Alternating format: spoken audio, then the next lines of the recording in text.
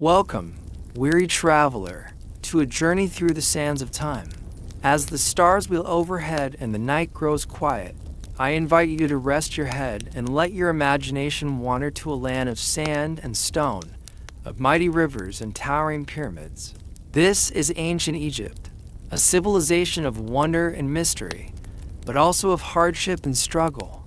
As you drift off to slumber, perhaps curled in a cozy bed or stretched out on a soft couch, take a moment to ponder. What corner of the globe do you call home? What hour has struck on the clock, where you now lay your head? Whether it's the witching hour or the first blush of dawn, I bid you welcome. If you enjoy voyages into history, tales told in soothing tones as you slip into dreams, I encourage you to subscribe. There are many more stories to come, but tonight, our focus turns to the trials and tribulations of life in ancient Egypt. It's a time that looms large in our collective imaginations. Soaring monuments, golden masked kings, and the secrets of mummification have long held us in thrall. Popular media paints a romantic picture of this distant age, of pyramids glittering under the sun and nobility draped in fine linen and glittering jewels as they cruise down the Nile. And while Egypt's accomplishments were indeed staggering, the precision and scale of the great pyramids, the sublime artistry of their temples and tombs, the sophistication of their writing and astronomy, we must remember that these marvels were built on the bent backs of multitudes. For every pharaoh lounging in opulent palaces, thousands of Egyptians toiled in fields, labored in workshops, and fought in wars. Their lives were often difficult, dangerous, and short.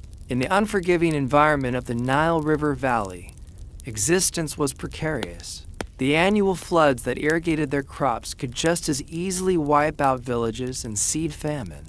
The same blazing sun that baked the bricks of majestic monuments also scorched the laborers, who stacked them ever skyward.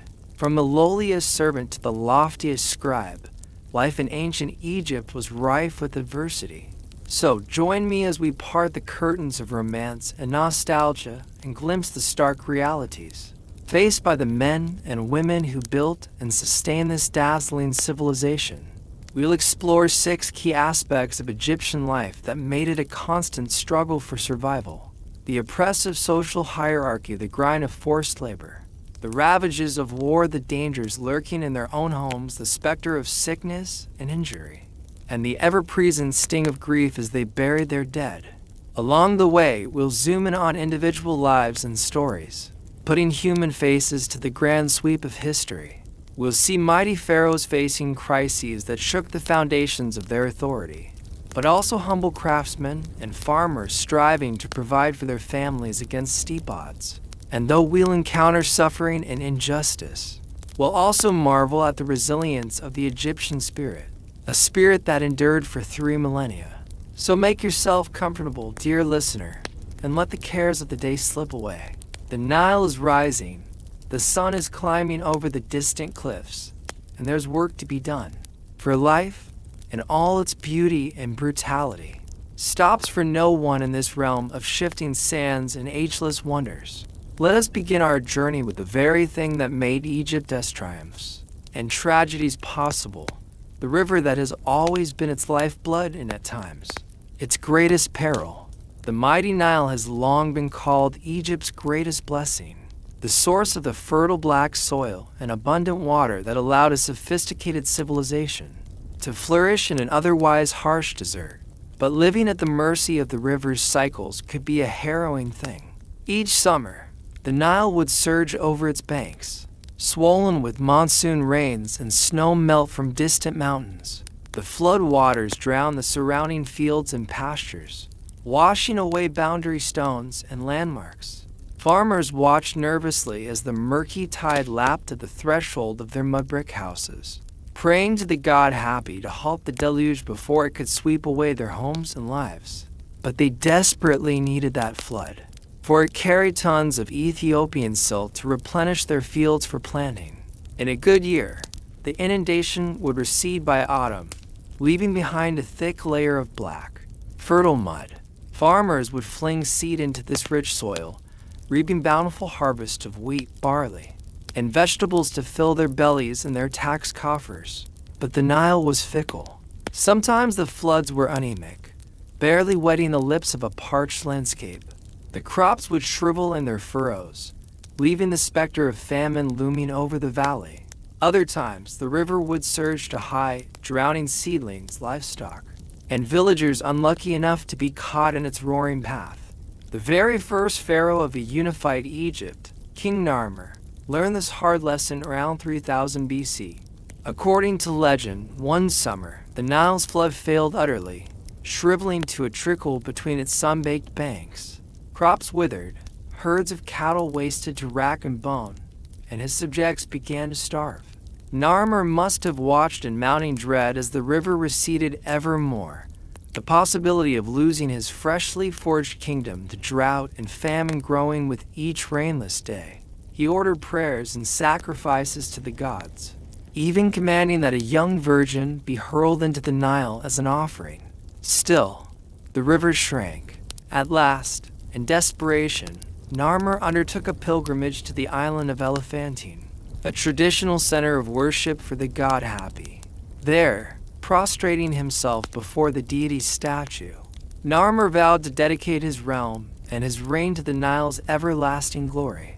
If only Hapi would bless Egypt with his waters once more. Whether by divine intervention or lucky timing, the rains finally came. The Nile swelled to its banks, and Egypt was delivered from disaster.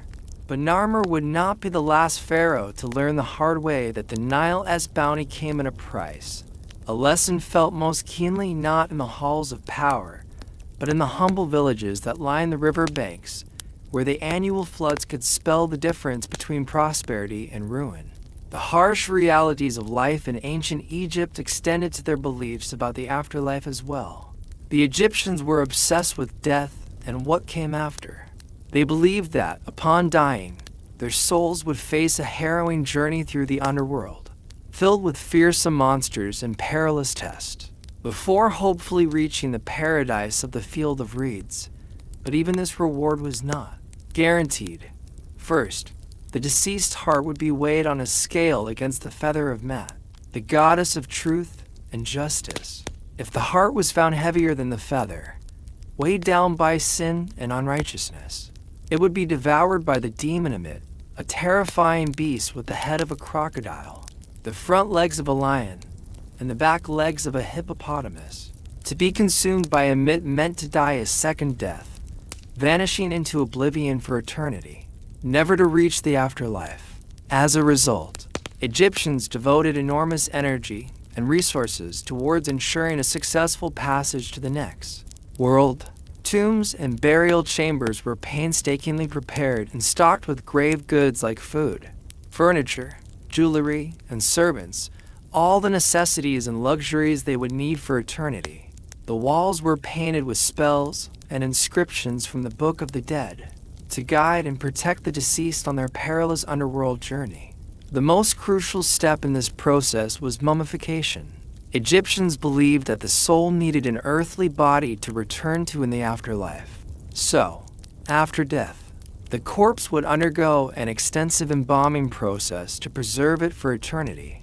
The internal organs would be removed, the body dried in salts, then wrapped in layers of linen soaked in resins.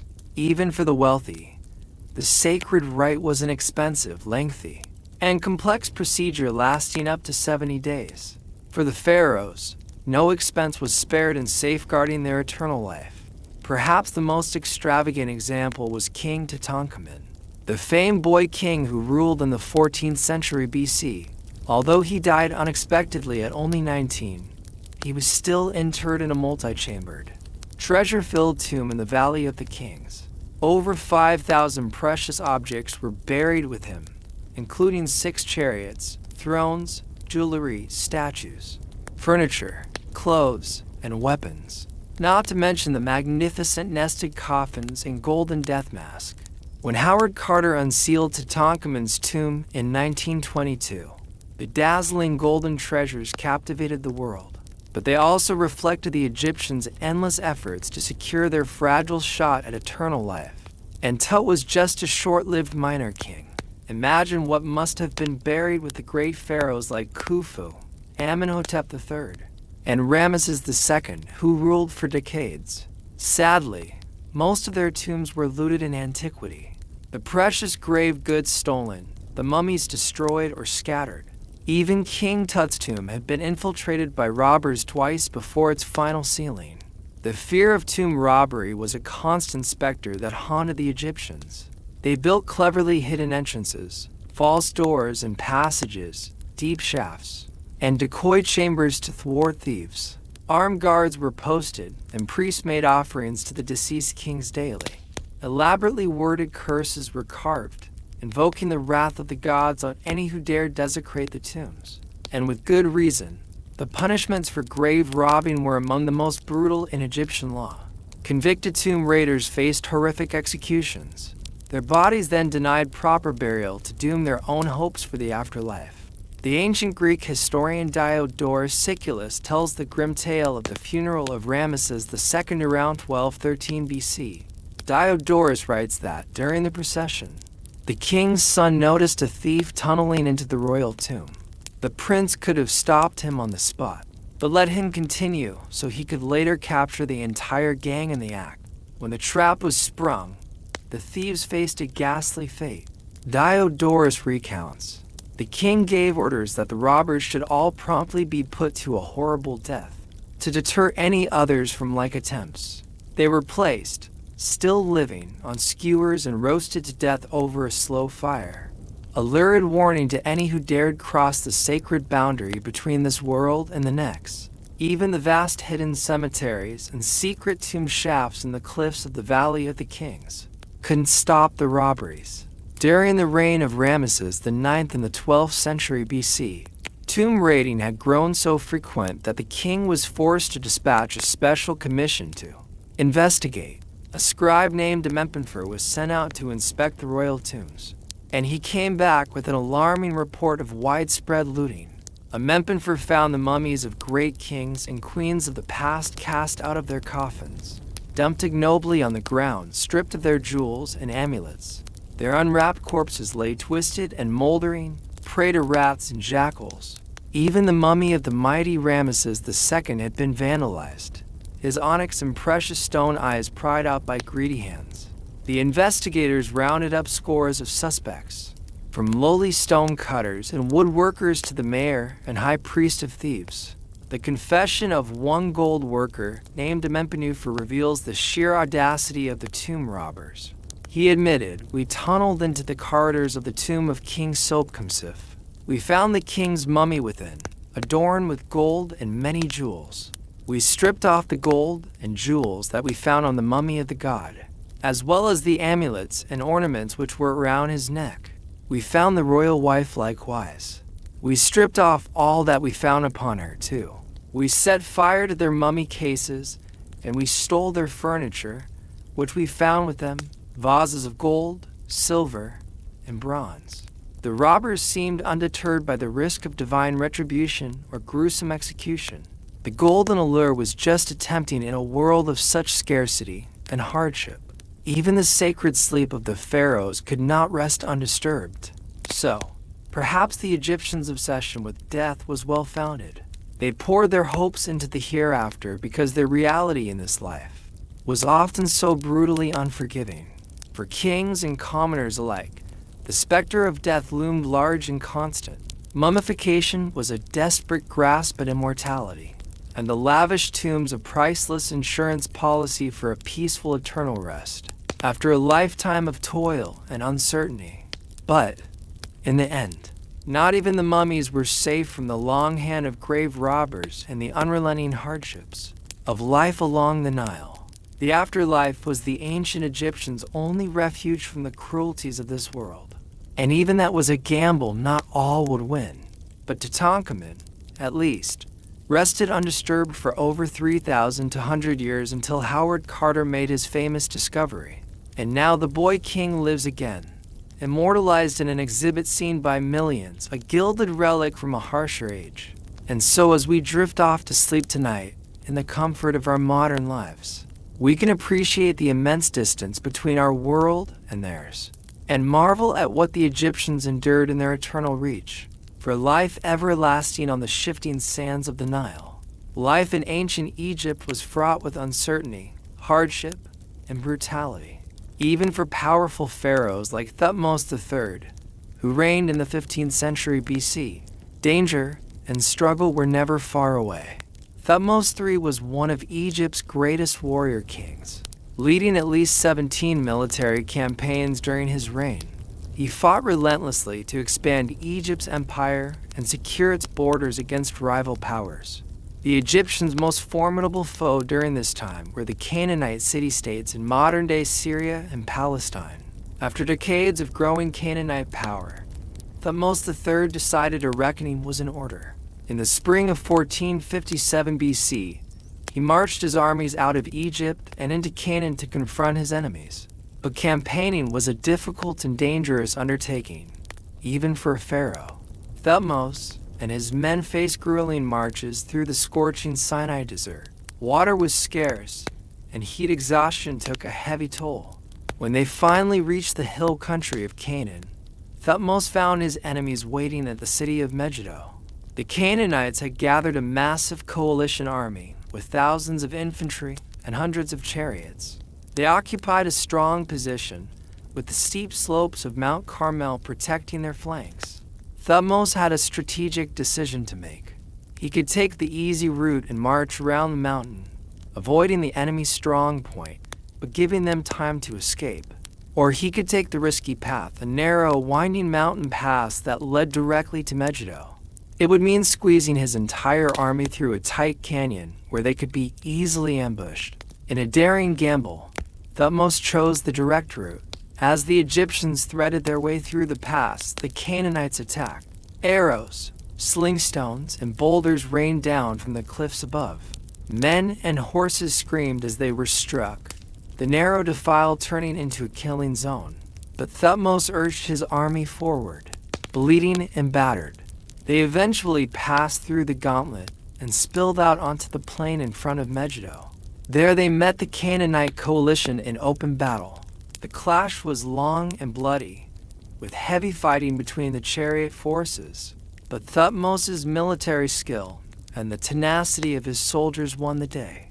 The Egyptians routed the Canaanites and pursued them to the city gates. Thutmose later boasted that his enemies were scattered like chaff before the wind. He claimed to have personally captured 340 enemy prisoners and seized over 1,000 horses and nearly 1,000 chariots. The Battle of Megiddo was a decisive victory for Thutmose, but the larger war was far from over. The surviving Canaanites took refuge behind the city's thick walls. Thutmose laid siege, but his men were hungry and battle-weary. Megiddo's defenses were strong, and there was no quick way in. So Thutmose ordered his men to build a massive wooden palisade around the entire city, hemming in the defenders and cutting off any chance of escape or relief. It was a daunting construction project. Thousands of trees had to be felled and transported. The Egyptian troops worked for weeks in the heat and dust, encircling the city with an impenetrable timber barricade. Trapped inside, hunger and disease soon began to take their toll on the Canaanites. The city's food stores dwindled, and people began to starve.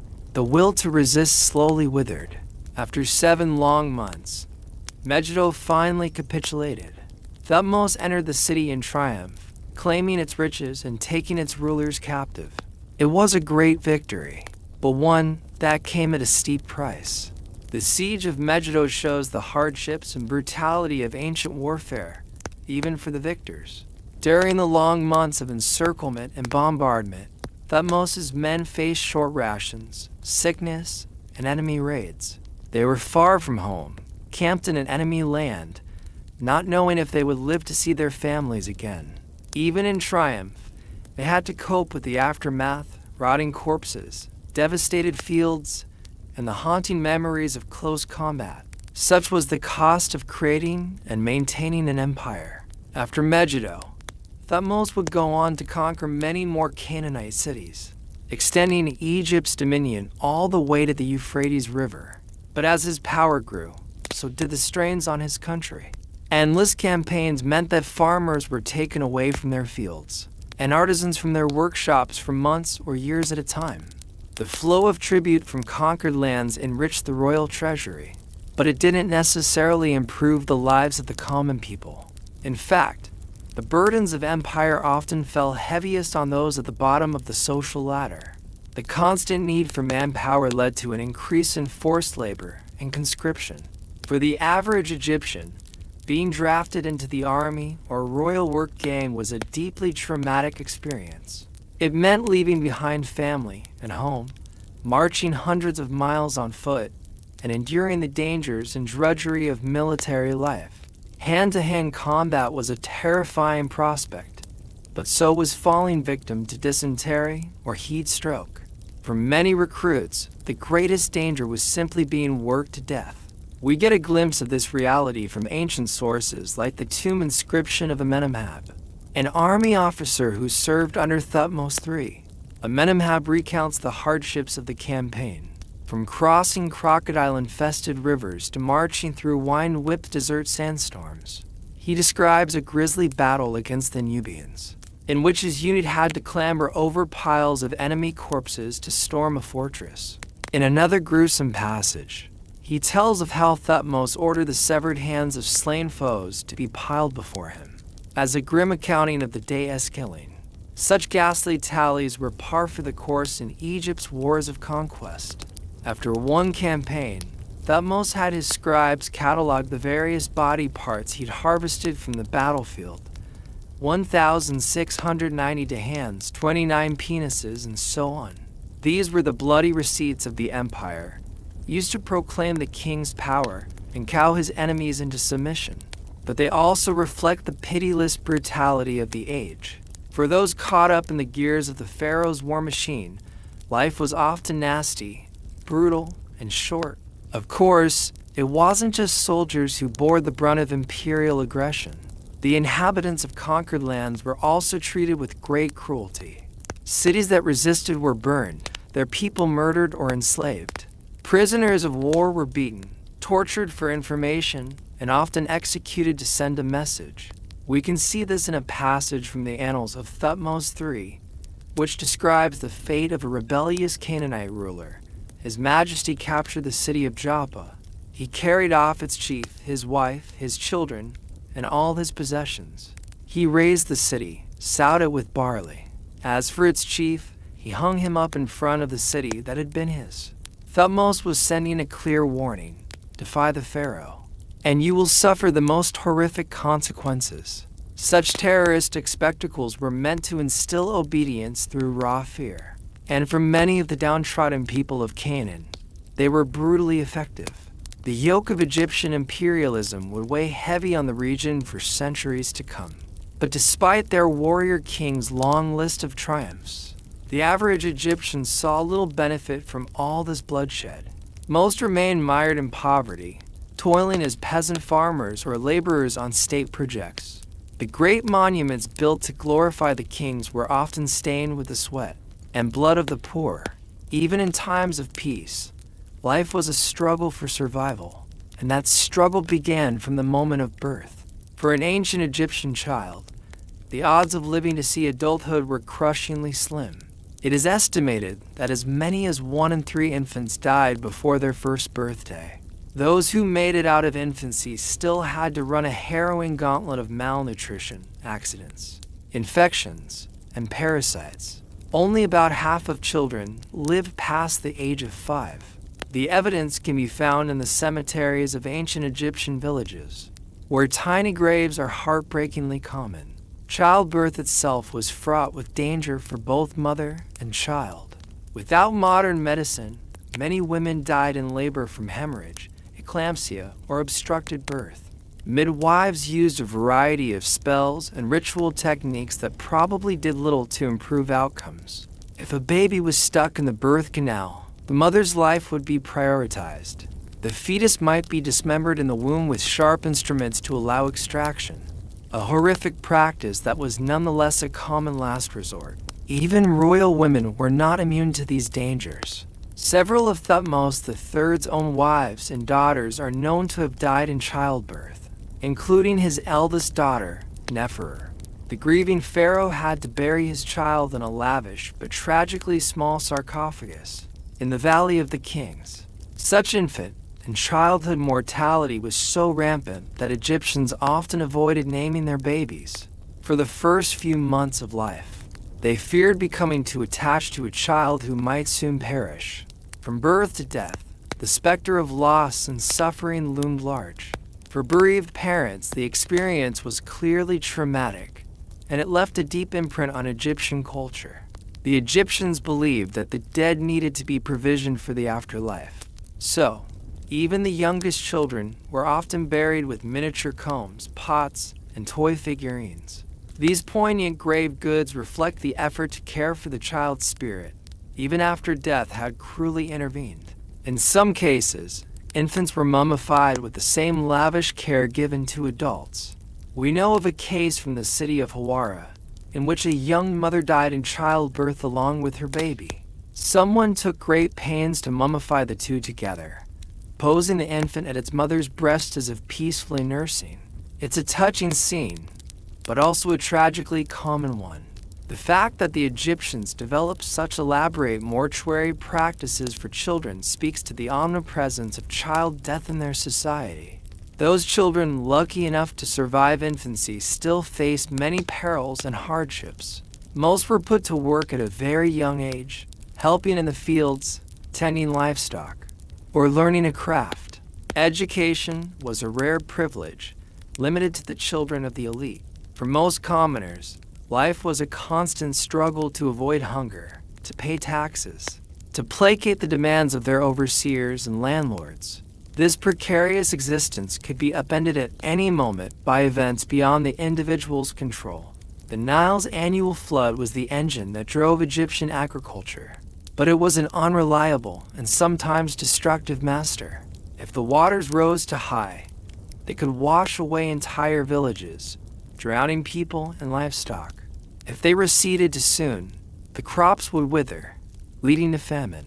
Even a slight fluctuation could spell disaster for thousands. One such famine is recorded in the inscriptions of the noble Antifi, who lived during the chaotic First Intermediate period. Antifi describes a time of soaring grain prices, rampant looting, and starving peasants from the north invading his province in search of food. He boasts of feeding his own people while turning away the hungry hordes. Even as they drop dead at his feet, the whole land has become like locust, going in search of food. The people in the village are coming to my territory with their children on their backs to get grain here to live. I am the one who buries those who died on the road out of fear of the royal anger.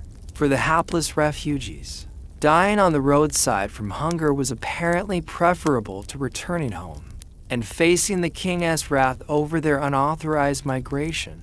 Such was the precarity and oppression of their lives. They were utterly at the mercy of the elements and their rulers. When the delicate balance that sustained them was upset, they faced a dreadful choice between the perils of flight or the certainty of starvation at home. The First Intermediate period was a time of unusual strife, but localized famines and food shortages were distressingly common, even in the best of times. Pests like locust and grain beetles could consume as much as a quarter of the harvest in a bad year, and the pressure to hand over a sizable portion of their crop to the state left many farmers on the knife's edge of subsistence. For peasants, hunger was a constant companion, and the threat of losing everything was never far from mind. Many fell into debt during hard times and were forced to surrender their meager plots to powerful landlords. Court records show an endless litany of foreclosures, with whole families taken into bond servitude when they failed to pay up. These debt slaves could be bought, sold, rented out, or bequeathed like any other property. Their dependent status offered them little recourse against abuse and exploitation. Even for Egyptians who owned their own land, the demands of corvée labor could be crushing. During the flood season, when they couldn't farm, peasants were often conscripted to work on the pharaoh's monumental building projects. This forced labor was supposed to be a form of in-kind taxation, but it frequently devolved into outright slavery. The work itself was backbreaking, hauling heavy loads of mud and stones under the scorching sun. Men dropped from exhaustion, crushed by falling blocks, or simply worked to death. We can see the human toll behind the great monuments in the ruins of the workers' village near the Giza pyramids. Skeletons found there show severe arthritis, especially in the lower vertebrae, a sign of long hours spent bent under heavy loads. Many have fractured limbs that healed crookedly, a mark of inadequate medical care. One poignant burial contains a couple, still holding hands, united in death as they probably were in life's hardships. Of course, even in these humblest of remains, archaeologists have found evidence of care and humanity. Graves were dug with some goods to provision the deceased in the afterlife, a prized tool, a bead necklace, or a chunk of meat wrapped in linen to feed them for eternity. Family members who could afford to mummify, even a little, would often do so, carefully removing the organs and desiccating the body before burial. These practices reflect the deeply human need to honor lost loved ones, but they also bear witness to the harsh realities of the workers' lives. In one mass grave at Giza, piled haphazardly with the skeletons of laborers, Egyptologists found the remains of a woman still clutching her infant child. Both had clearly died on the job, and both bore the marks of malnutrition and physical stress. They were unnamed cogs in the Pharaoh's great machine, worked to the point of collapse, and then buried with little ceremony in the shadow of the monuments they gave their lives to build. So, for all its glories and wonders, life in ancient Egypt was often nasty, brutish, and short, especially for those at the bottom of the great social pyramid. They faced a constant struggle against the elements, back-breaking labor, hunger, disease, and a rigid hierarchy that kept them in their place. Even many nobles and priests led lives of surprising precarity, always jockeying for position and favor, always in danger of losing status through the political or supernatural displeasure of the king. Perhaps that is why, despite their reputation for conservatism, the Egyptians displayed a remarkable fascination with the transgressive and chaotic. The tombs of the elite are filled with images of animals and humans behaving in strange, unnatural ways. Cats herding geese, mice waging war on cats, animals acting as humans, and humans as animals. Such scenes are often humorous, but they also evoke a world turned upside down, where the iron rules of Ma'at, or cosmic order, have broken down. One darkly comic papyrus satirically depicts the gods as a fractious and petty bunch, getting drunk at a banquet and hurling insults at one another. In this topsy-turvy vision, the sun god Ra casually orders his divine guest flayed and their skins used to make a nice pair of sandals. Such irreverent stories allow the Egyptians to safely transgress the sacred order, to imagine, if only for a moment, a different reality not bound by the often pitiless logic of Ma'at. Even the Egyptian concept of the afterlife bears the imprint of their uniquely precarious existence. In a world where starvation and death were always close at hand, the field of reeds offered an inverted mirror image, an idealized landscape of lush crops and eternal bounty where no one ever went hungry or suffered pain. But this afterlife was not guaranteed. It had to be earned through proper observance of rituals and obedience to the gods and the king. And even for those judged worthy, the path to paradise was harrowing. The deceased had to undertake a dangerous journey through the underworld, evading lakes of fire, pits of snakes, and the slavering jaws of the monstrous devourer.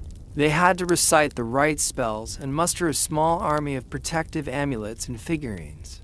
Only then could their hearts be weighed on the scale against the feather of truth.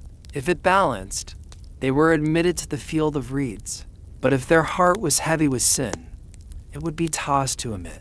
The Egyptian civilization is also renowned for its remarkable medical knowledge and practices for the time. The ancient Egyptians had a surprisingly sophisticated understanding of the human body and developed advanced treatments for various ailments.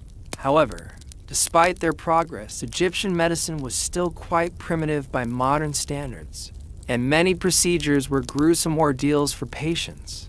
Much of what we know about ancient Egyptian medicine comes from a fascinating document known as the Edwin Smith Papyrus, dating back to around 1600 BC.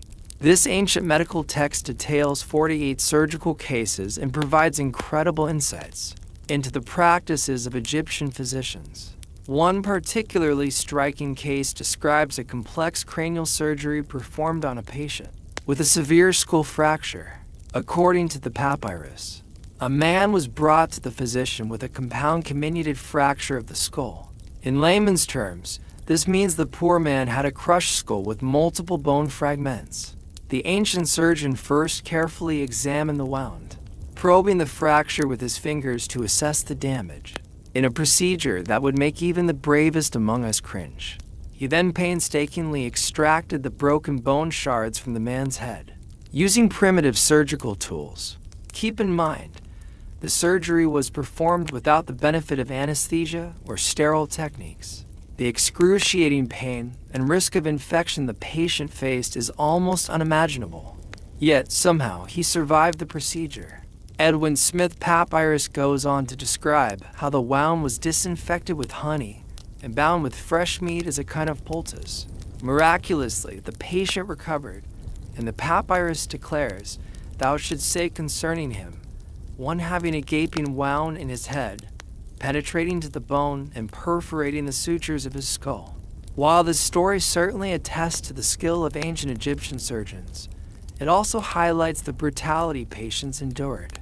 In an age without pain relief or antibiotics, even routine medical treatments were often agonizing ordeals.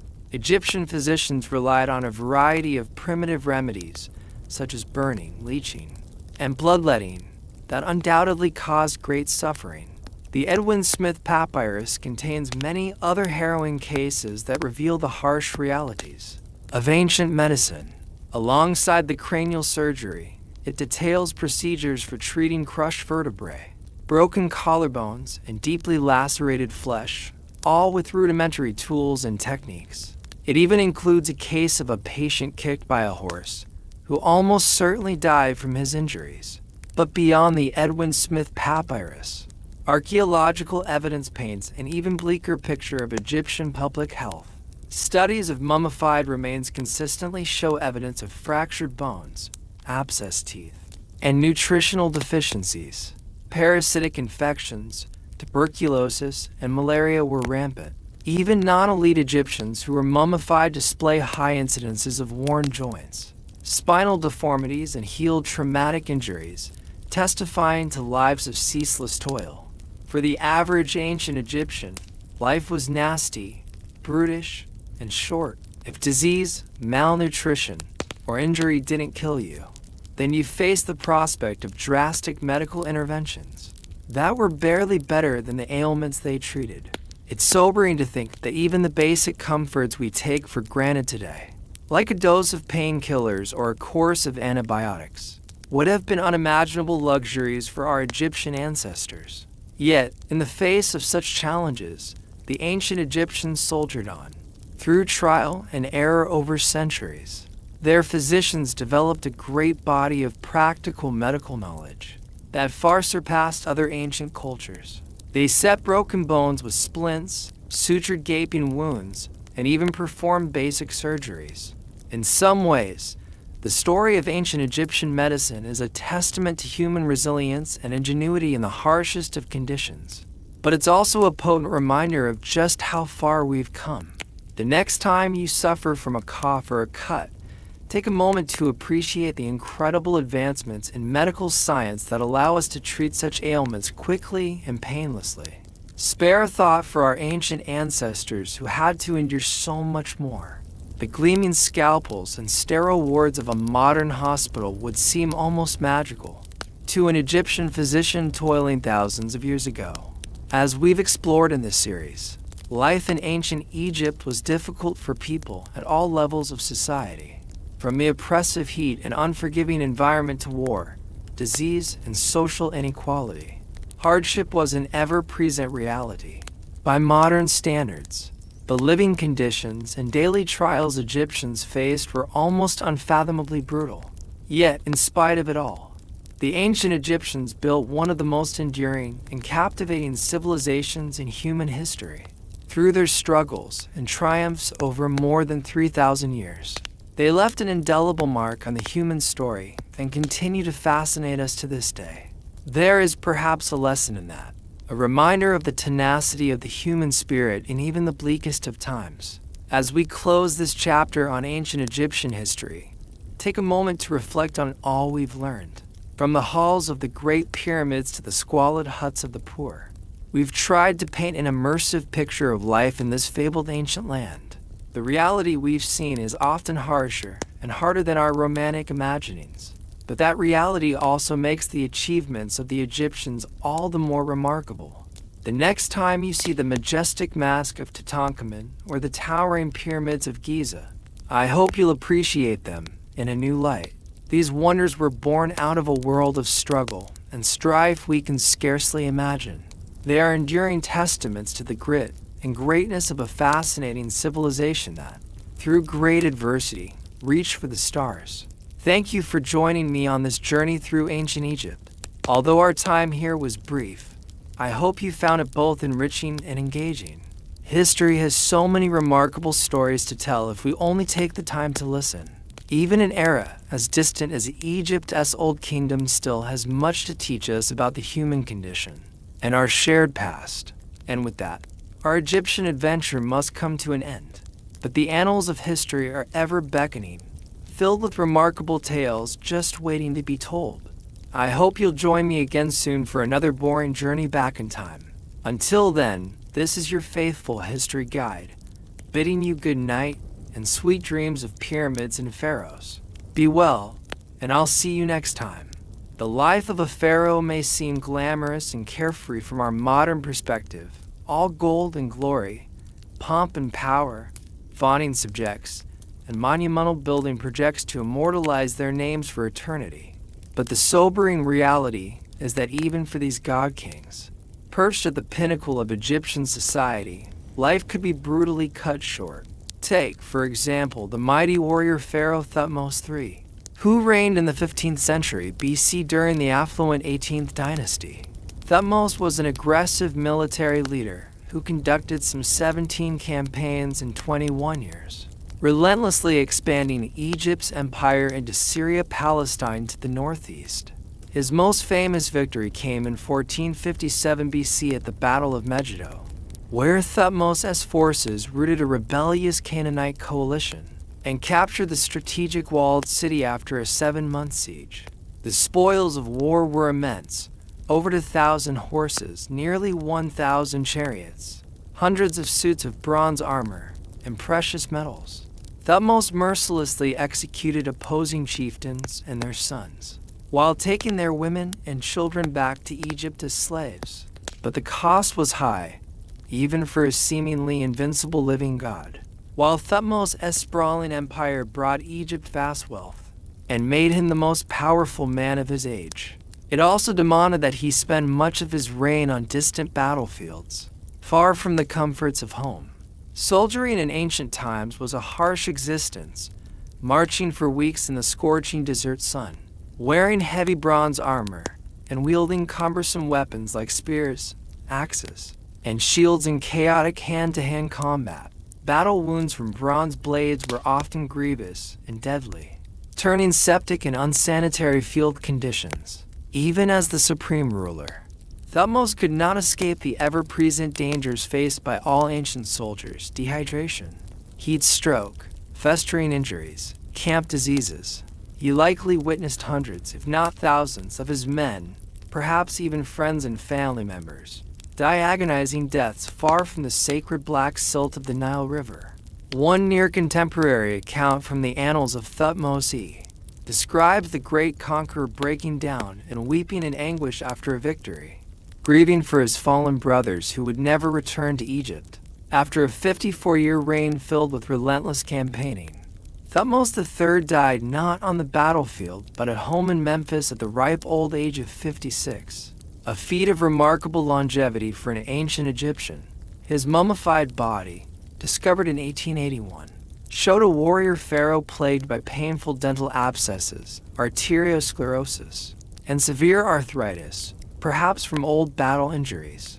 Even Thutmose the Magnificent, ancient Egypt's greatest imperialist, was ultimately humbled by the physical cost extracted by a life of brutality and conquest. While the pharaohs and nobles enjoyed a relatively lavish lifestyle compared to the masses, even the highest in Egyptian society could not escape the harsh privations of their time. Disease, injury, infection, overwork, and malnutrition did not discriminate by class or rank.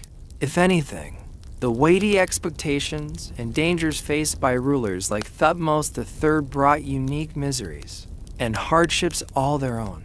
From within their mud-brick hovels, the average Egyptian could perhaps be forgiven for looking up at the gold-bedecked pharaoh with not only reverence but quiet envy.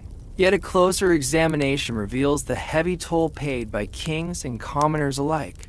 Life at both the top and bottom of ancient Egypt's hierarchy was often a world of adversity and affliction, hidden behind a glimmering facade of power and prosperity.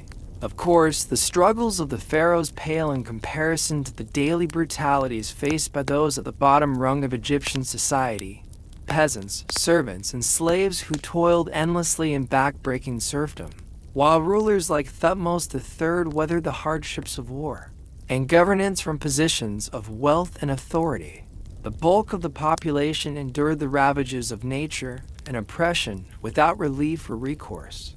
For these masses, making up the foundation of the Egyptian state and economy, life was dictated by the Nile River's fickle whims. In good years, when the annual flood waters receded on schedule and deposited a thick layer of nutrient-rich black silt across the floodplain, Egyptian farmers could reap bountiful harvests of wheat, barley, figs, pomegranates, and other crops. The surplus supported nobles, scribes, artisans, priests, the entire vast apparatus of the centralized state. But when the mercurial Nile failed to deliver, the results were catastrophic. Too little water, and Egypt faced parched fields, withered crops, and barren harvest, leading to widespread famine. Too much water, and raging currents burst the earthen dikes, sending deadly floods cascading through villages, destroying homes and livelihoods and spoiling the crops with a layer of stagnant water. Either way, it was the peasants who suffered first and most gravely. One such calamity is recorded in the reign of the third dynasty pharaoh Djoser, who ruled from 2686 to 2649 BC. Ancient inscriptions tell of a terrible 7-year famine that ravaged Egypt, when the Nile failed to flood sufficiently and left the fields barren. A text known as the Famine Stela describes the catastrophe in grim detail. All of Upper Egypt was dying of hunger to such a degree that everyone had come to eat their children. The entire country had become like a starved grasshopper, with people going to the north and to the south in search of food. Those who built tombs, those who carried stones, they all stopped working.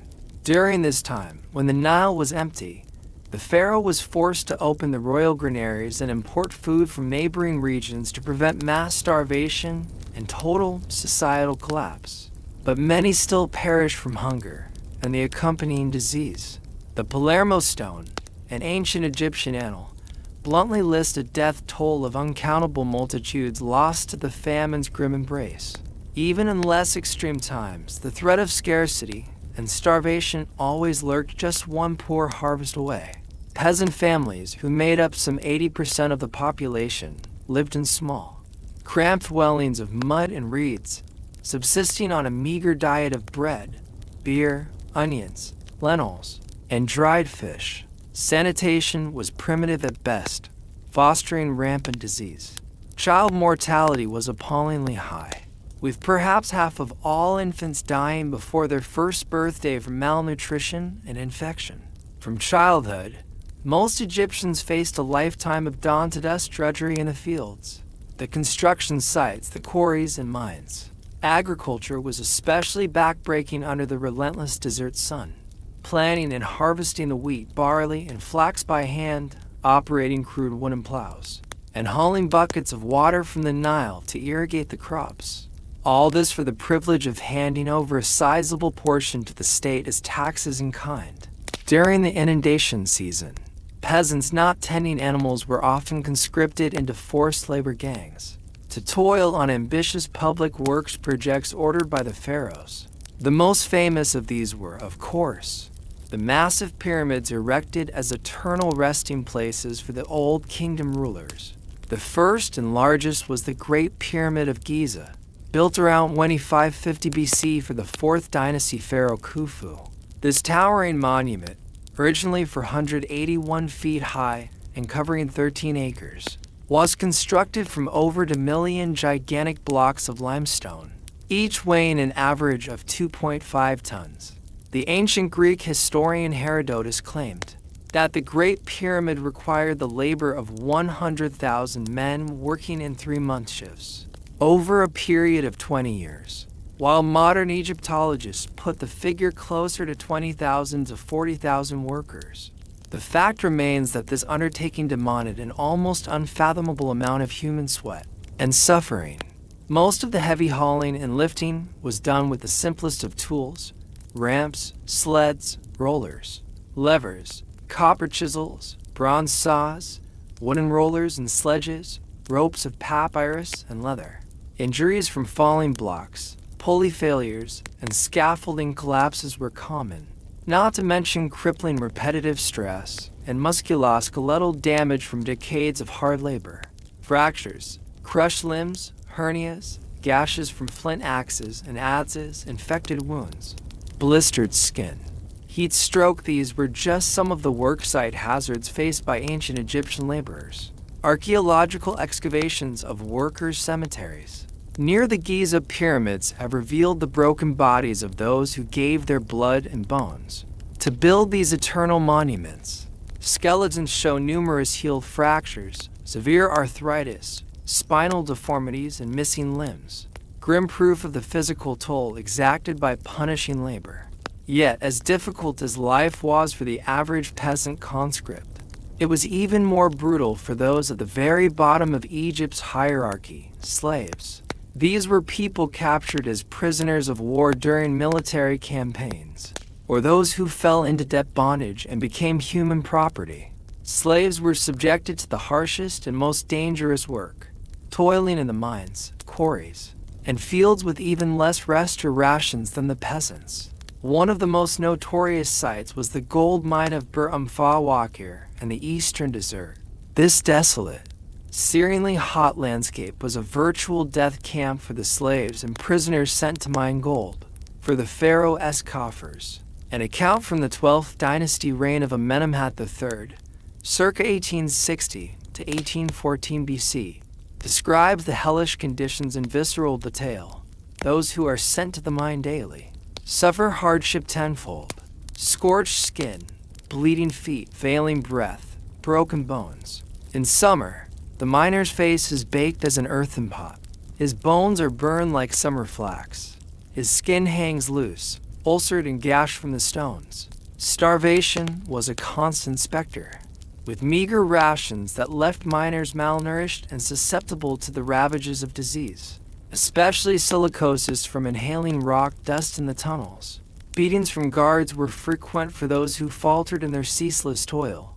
Many perished from injuries, illness, snake bite, and sheer exhaustion in this parched valley of misery.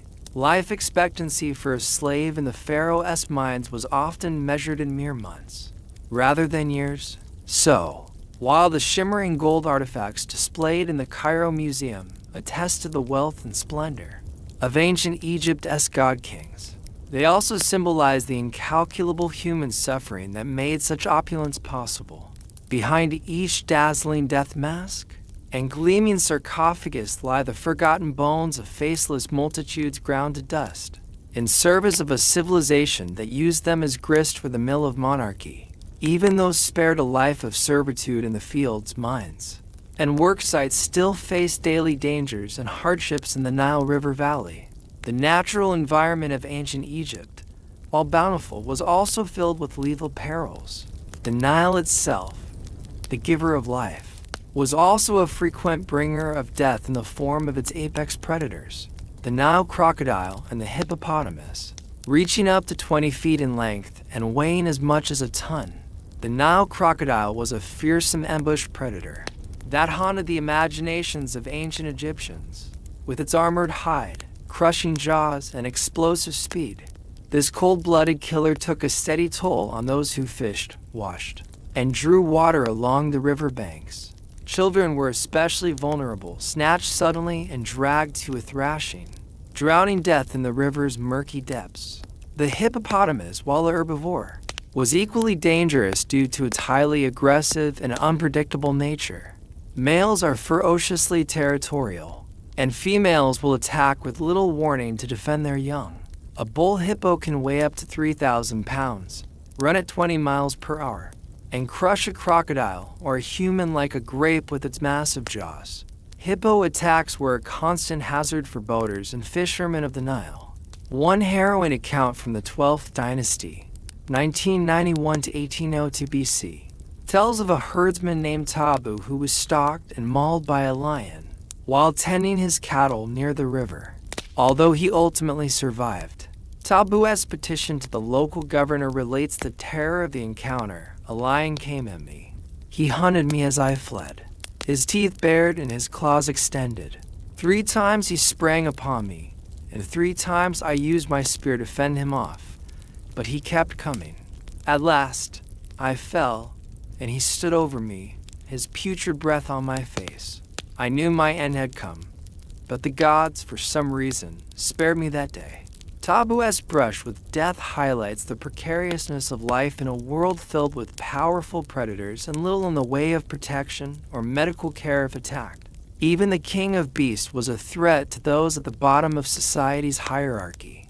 But perhaps the most insidious and inescapable danger in ancient Egypt came not in the form of large beasts, but rather tiny creatures, the multitude of biting insects that made life a misery for humans and livestock alike. Mosquitoes, rising from the Nile's stagnant floodwaters, unleashed the scourges of malaria and yellow fever. Biting black flies spread onchocerciasis, leading to blindness. Filth flies swarmed decaying waste, spreading dysentery and enteric disease. Lice and fleas infested hair, clothing, and bedding, tormenting their host with ceaseless itching and biting. But by far the deadliest insect was the humble desert locust.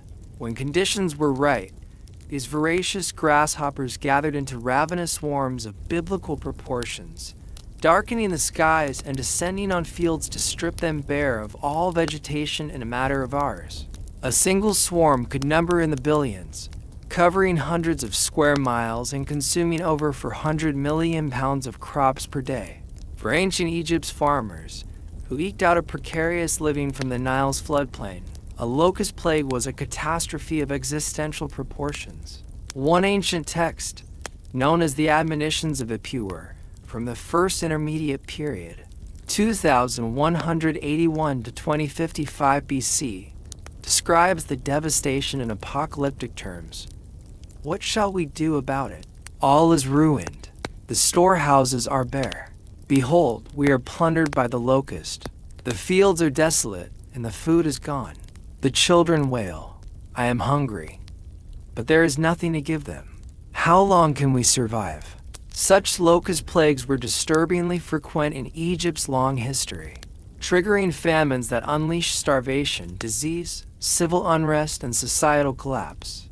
Even the pharaoh in his palace could not escape the repercussions, as starving masses left barren fields to congregate in the cities, straining resources and threatening rebellion. Many scholars believe it was a series of locust-driven famines and droughts that ultimately toppled the Old Kingdom around 2200 BC, ushering in a dark age of chaos and fragmentation. So, whether by large predators or tiny insects, the natural world posed endless perils for ancient Egyptians, rich and poor alike. But perhaps the greatest danger came not from without, but within, from the cutthroat machinations of power politics among Egypt's ruling elites. In a rigid hierarchy where life and death were the prerogatives of the pharaoh and his inner circle, court intrigues and plots swirled like scorpions in a bottle. One of the most notorious examples comes from the end of the 17th dynasty, around 1550 BC. The pharaoh Seqenenre II, who ruled Upper Egypt from Thebes, was embroiled in a protracted struggle with the Hyksos kings who had occupied Lower Egypt and the Delta for the past century. Ancient accounts speak of a vicious feud between Seqenenre and the Hyksos ruler Apepi over perceived slights and competing territorial claims. In the course of this standoff, Seqenenre seems to have been the victim of court treachery, possibly with the collusion of his Hyksos rival. His mummy, discovered in 1886, showed the pharaoh had met a spectacularly brutal end, his head a virtual ruin of devastating wounds. The Theban king's skull had been pierced by at least 5 heavy blows, crushing his nose, shattering his cheekbones and jaw, and driving splinters of bone into his brain. What exactly happened remains a subject of debate, but Egyptologists believe Seqenenre was likely murdered, either in his sleep or while restrained, in some sort of palace coup. The subsequent hasty mummification, with no attempt to conceal the gruesome injuries or even remove the brain, suggests his killers were in a hurry to dispose of the body and cover up the crime. His wife, Ahotep, seems to have held things together in a regency until their son, Ahmose, was old enough. Some of the cruelest punishments in ancient Egypt were reserved for tomb robbers. The abundance of valuables buried with the pharaohs and nobles proved tempting for many in the lower classes. Jewelry, statuettes, furniture, and more could be stripped from tombs and sold on the black market for a hefty profit, making grave robbery a lucrative if perilous endeavor. Authorities went to great lengths to deter this rampant crime and protect the sanctity of the tombs. Armed guards patrolled larger tombs and cemeteries. The tombs themselves were filled with confusing mazes of passageways, dead ends, and booby traps meant to thwart intruders. Secret entrances were designed to conceal burial chambers. The mummified bodies within were magically cursed by priests to rise up and torment any who disturbed their rest. But even with precautions, tomb robbery remained a persistent scourge. When thieves were caught, the penalties were brutal and horrifying. No half measures would do. A swift, painful death was only the beginning. To fully punish the malefactors and dissuade any who might follow in their footsteps, Egyptian justice took on a twisted, symbolic flair. During the reign of Ramesses IX in the 20th dynasty, around 1100 BC, tomb robbing had reached epidemic proportions. The pharaoh's agents managed to capture a band of thieves, who had long been plundering the nobles' tombs. Records from their interrogation paint a grisly picture of their fate. Under torture, the prisoners confessed to defiling numerous tombs throughout Egypt over many years. The great wealth they had pilfered was long gone, leaving nothing to recover. For their unforgivable transgressions, the authorities condemned them to an elaborately macabre execution. First, the thieves' noses and ears were cut off while they still lived. This was to deprive them of sensory pleasures in the afterlife. With anguished shrieks, the men were then impaled on sharpened stakes and left to writhe in agony as they perished. But the punishment did not end there. In a final spiteful stroke, the desecrated corpses were gathered up and carried to a special embalmer. Though they no doubt stank of blood and fear, the bodies were carefully mummified according to sacred rituals. Each thief's earthly remains, once preserved for eternity, were ignominiously entombed in a mass grave, their organs and possessions scattered. This ghastly display was a dire warning to any who dared rob the dead.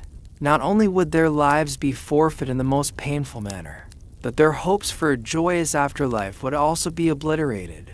Denied funerary rites and equipment, their souls would be lost between worlds, forever tormented. Though it may strike us as excessively cruel, Egyptians widely deemed the tomb robbers' grisly fate as fitting justice. The afterlife was of supreme importance, and pyramid and tomb construction consumed untold resources. Stealing sacrosanct grave goods damaged the spirits of the deceased and undermined faith in divine order. Only the harshest retribution could answer such an affront to society. Of course, not every tomb robber was caught or punished so gruesomely, and in many cases, the corrupt authorities were involved in the thefts themselves. But the particularly vicious treatment of this gang in Ramesses IX's time stands as a potent reminder of the risks that came with the lure of easy riches. Life may have been short and brutal for the average Egyptian, but death could be even worse. Those who transgressed in life might find themselves facing down eternal suffering rather than eternal reward. The dreadful penalties for tomb robbery were perhaps the ultimate manifestation of ancient Egypt's preoccupation with the worlds beyond. So, while great wealth and power were hoarded by the elite in gilded palaces, the threat of mutilation and damnation kept the lower classes in line. One might almost pity the thieves so hellishly executed, were it not for the sacred significance of their crimes. In a society so focused on death, perhaps no punishment could be too extreme. Even beyond the famous pyramids at Giza, ancient Egypt was a land marked by tombs. They loomed ominously across the desert as earthly portals to the spiritual realms, and they beckoned to the desperate and daring with the allure of rich plunder and the peril of unimaginable suffering. Under the Pharaoh's ruthless justice, to steal from the dead was to condemn one's own soul. The grisly fates of Ramesses IX's tomb robbers serve as a dark warning in a domain where the lines between natural and supernatural so often blurred. Perhaps to violate the sleep of the deceased was to invite horror beyond mortal reckoning. Whether taken as historical fact or apocryphal tale, the execution of the tomb thieves offers another chilling glimpse into the severity of ancient Egyptian life and death. For the average Egyptian, so much of life revolved around staving off the ever-present specters of poverty, pain, and oblivion. But even in death, there could be no escape or mercy for those who violated the sacred and social orders. In this unforgiving world of back-breaking labor and swift retribution, perhaps the only thing worse than suffering through life was facing the eternal consequences of one's earthly misdeeds. So, while the magnificent monuments along the Nile still dazzle us with visions of Egypt's golden age, it pays to remember the blood and bone that supported those lofty ambitions. Behind each titanic stone was 100 forgotten tragedies. Beneath each shining treasure was an abyss waiting to consume the unlucky and the criminal. Though they could be unspeakably cruel, perhaps practices like the ghastly execution of tomb robbers were inevitable in a society so fixated on the worlds beyond. With cosmic order and immortal glory at stake, even petty crimes took on metaphysical weight. When your gods could devour your soul, what could be worse than the wrath of kings? In the final analysis, life along the Nile was perhaps little different than anywhere else in the ancient world. The mighty few enjoyed power and luxury, while the anonymous multitudes toiled and suffered in the dust. The difference was in how the Egyptians codified the stark divide between throne and throng in their spiritual beliefs. If a peasant was worked to death or executed for theft, it was divine will manifest. The social order, like the annual floods that nourished the Black Land, had its ultimate source in the gods. To the pharaohs and priests, even the cruelest deeds were justified in service of upholding the eternal balance. There could be no mercy for those who threatened the cosmic symmetry in this life or the next.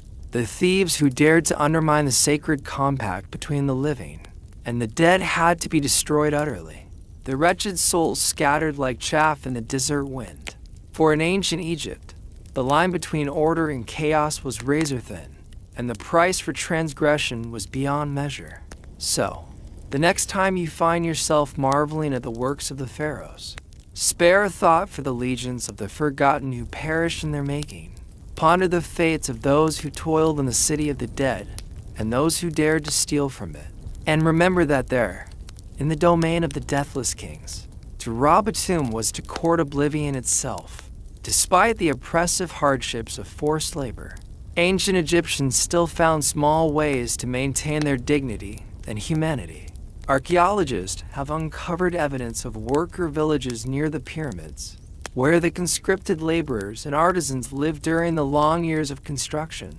Skeletal remains show many suffered from arthritis, herniated discs, and other repetitive stress injuries, but amidst the back-breaking toil, these workers still carved out an existence for themselves and their families. Excavations have revealed that the laborers lived in simple mud brick apartments, laid out in orderly rows. Each unit housed 4 to 8 workers, likely organized into teams. The village even included amenities like communal dining halls, breweries for making beer, and kitchens for baking the abundant bread that formed the foundation of their diet. This suggests that the workers were at least adequately fed and housed, and not simply treated like expendable slaves.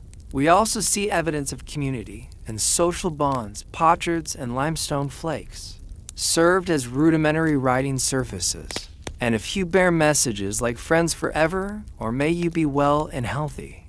Children's toys and carved game boards have been found, hinting at leisure time and the presence of families. And the dead were buried with care, some even with small grave goods. All of this paints a picture not of faceless drones, but of real people enduring together through difficult circumstances. The back-breaking labor and merciless desert heat must have been grueling. But within their camps, the pyramid builders could enjoy a modest meal, sip some beer, and perhaps escape their burdens for a while with a game among friends.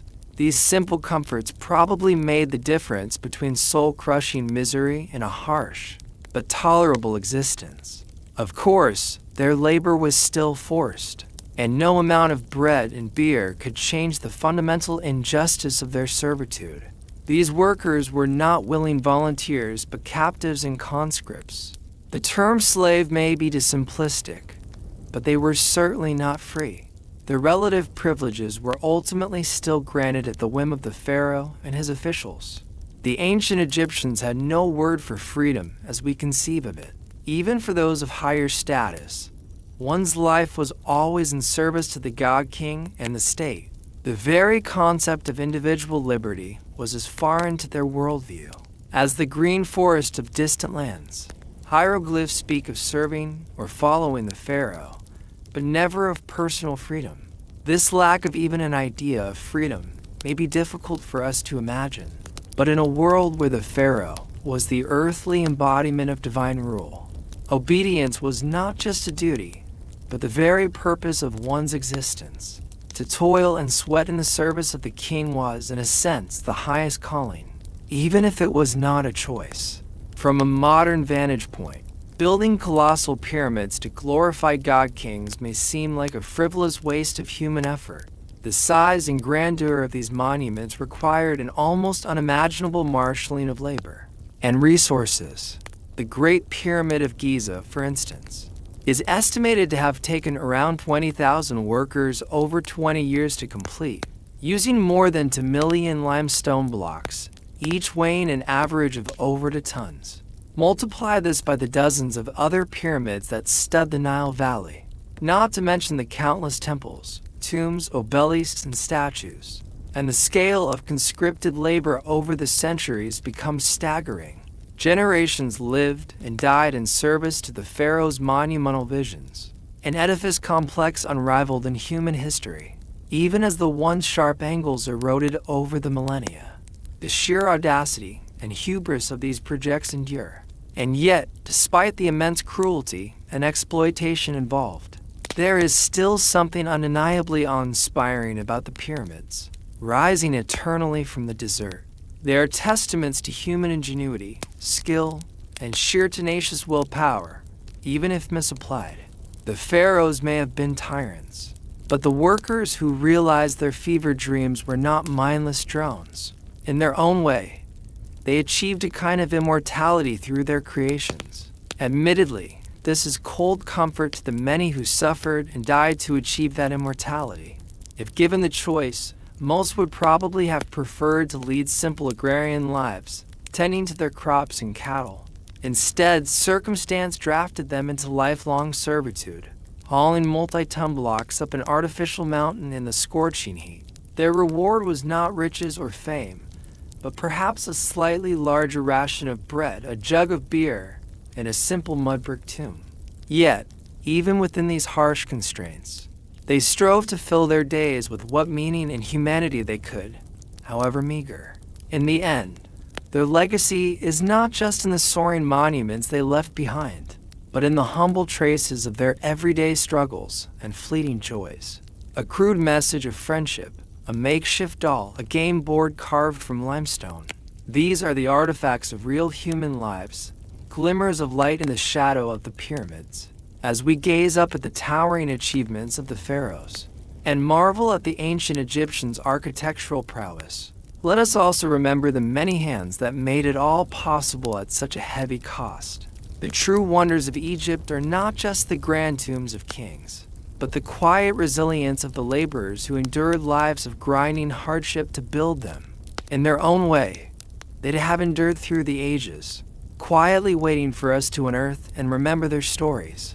For all its beauty and mystery, ancient Egypt was a civilization steeped in exploitation from its very foundations.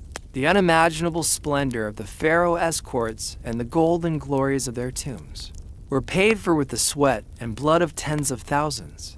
This is the dark underside of the dazzling veneer, the cost measured out in endless years of toil beneath the whips of overseers. Yet, it is a testament to the indomitable human spirit that, even in the face of such oppression, people found small ways to persist and endure. In the cool shadows of mud brick huts, conscripted pyramid builders found solace in friendship, community, and the modest comforts of food and leisure. They may have been bound in service to the god kings, but they stubbornly carved out spaces for their own humanity. These everyday Egyptians, whose names are lost to history, even as the kings they served live on in eternal fame, are the real ancestors of the land. Dynasties rose and fell. The kingdoms of pharaohs flourished and faded, but the common people endured through the millennia, passing down their quiet resilience from generation to generation. In their stories of suffering and survival, we may find a more relatable and enduring legacy than in all the gold of the royal tombs.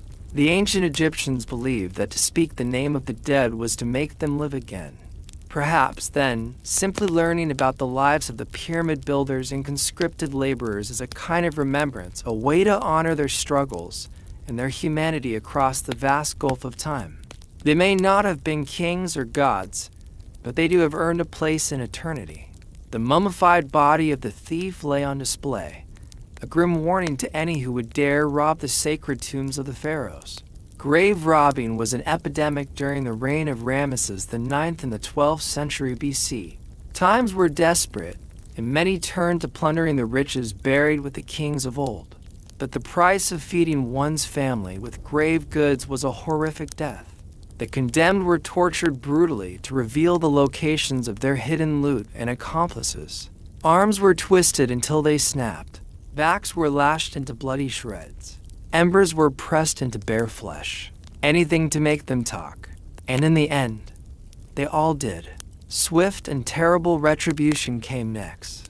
The lucky ones were simply beheaded, their severed heads mounted on pikes.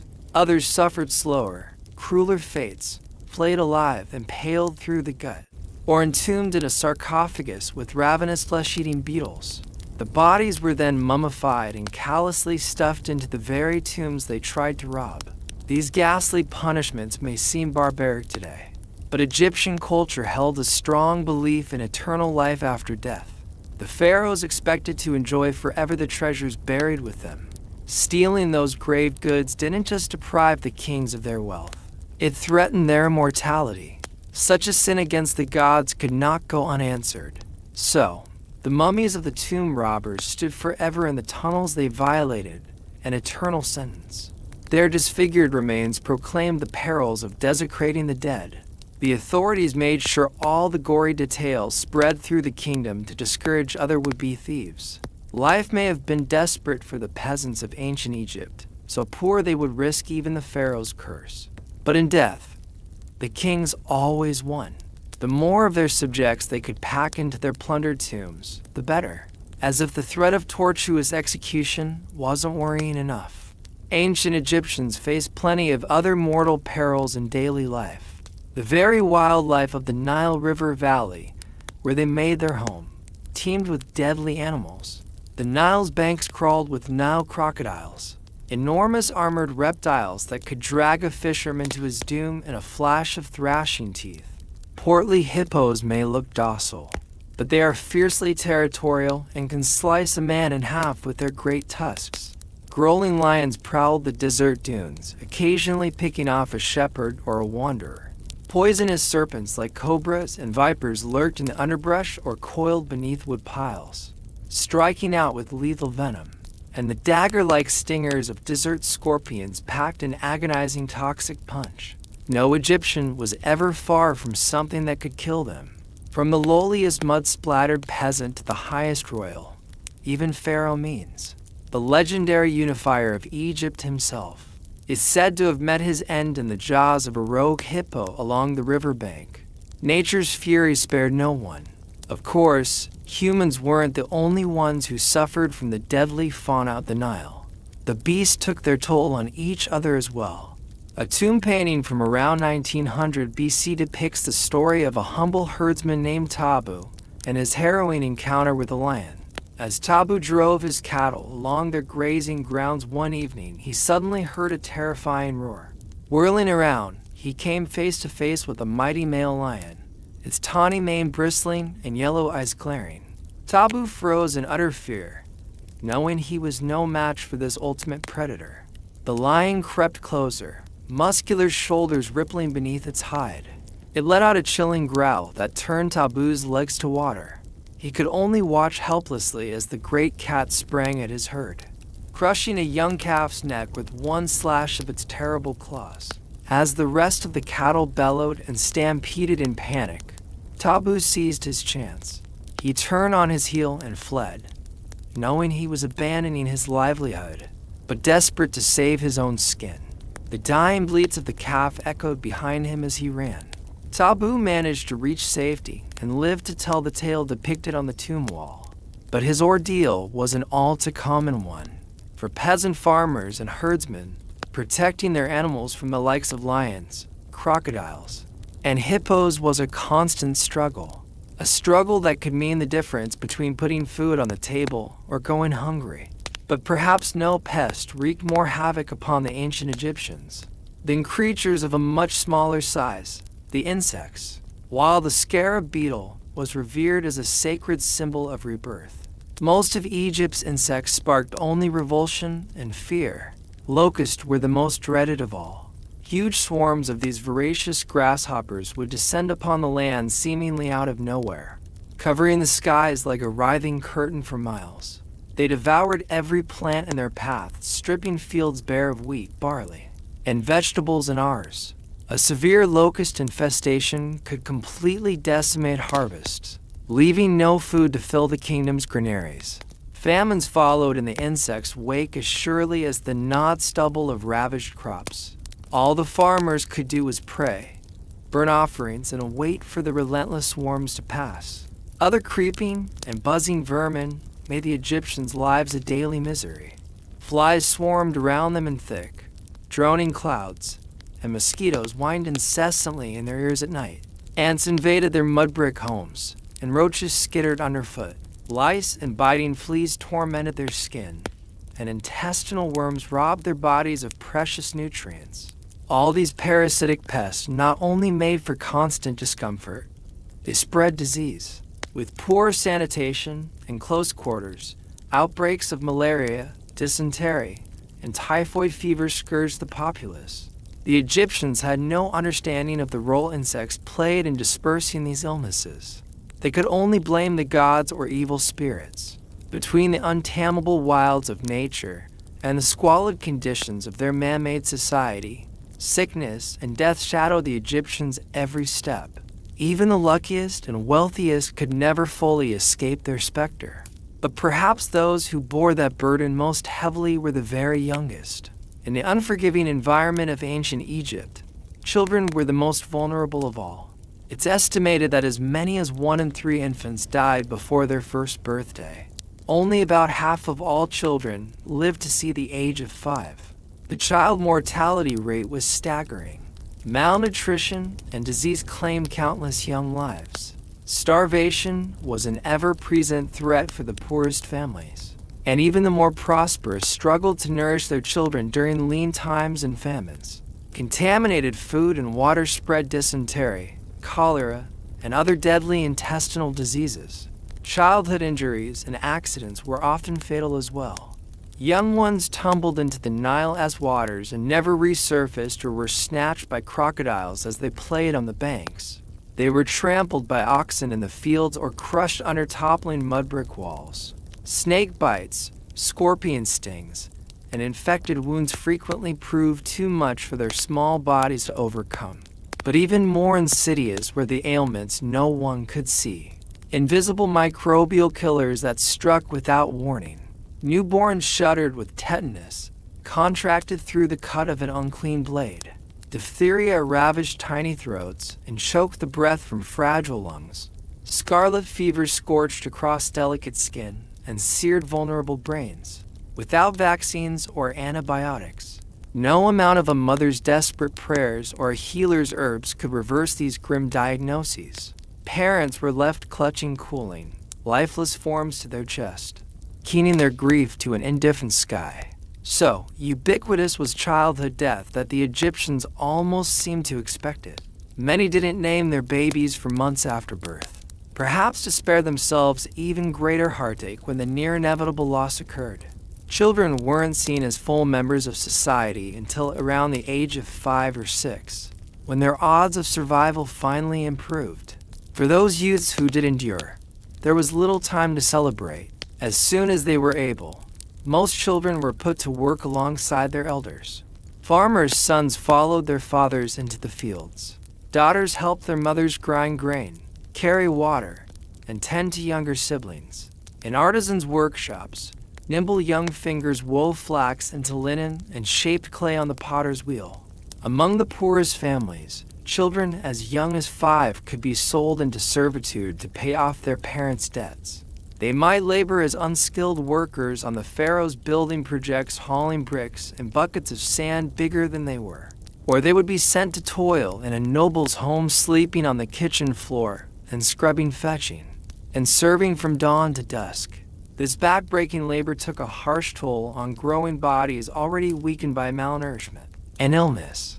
Many children bore evidence of severe anemia, stunted growth, spinal deformities, and degenerative joint diseases. Others lost fingers, toes, or limbs to infected wounds and fractures that never healed right. But perhaps most poignant are the rare archaeological finds that attest to the love behind the loss. In the ruins of the workers' cemetery at Deir el-Medina, a child-sized mummy was discovered, still clutching a beloved toy carved in the shape of a cat. A baby buried with a rattle fashioned from a turtle shell, so they would never feel alone. Heartbreakingly small skeletons were unearthed, still enfolded in their weeping parents' arms, interred together for all eternity. Delicately painted wooden coffins held the fragile remains of infants, commissioned despite the crushing poverty of their bereaved families. These whispering remnants remind us that, no matter how long ago they lived, these were parents who adored their children. Each of these burials represents a life cut monstrously short and a grief too heavy to ever fully leave behind. The ancient Egyptians may have had no choice but to carry on in the face of such staggering childhood mortality, but the pain of a parent who has had to lay their precious child into the dust is timeless and unending. But tragically, once an Egyptian managed to survive the perils of childhood, the dangers of growing up still weren't over. As children developed into puberty, the grim threat of death in childbirth reared its ugly head for half the population. In ancient Egypt, as in most societies throughout history, a woman's primary role was to marry and bear children to carry on the family line. Girls were seen as fertile property first and foremost, and their individual hopes and desires came a distant second to their marital obligations. Daughters were considered under the strict authority of their fathers, brothers, or nearest male relative, when deemed old enough, usually by the age of 12 or 13. A girl would be married off to the husband of her father's choosing. Her groom was often significantly older than her, and the match was based on social status and economic or political benefits rather than love. From there, a new wife's chief duty was to bear her husband as many children as possible, especially sons. But in an age before modern medicine, this biological imperative came at a devastatingly high cost. Complications of pregnancy and childbirth were the leading cause of death for women in their reproductive years. Without reliable contraception, an Egyptian woman could expect to become pregnant 5 to 8 times over the course of her life. Each pregnancy was grueling in a time of poor nutrition, inadequate prenatal care, and physical hardships.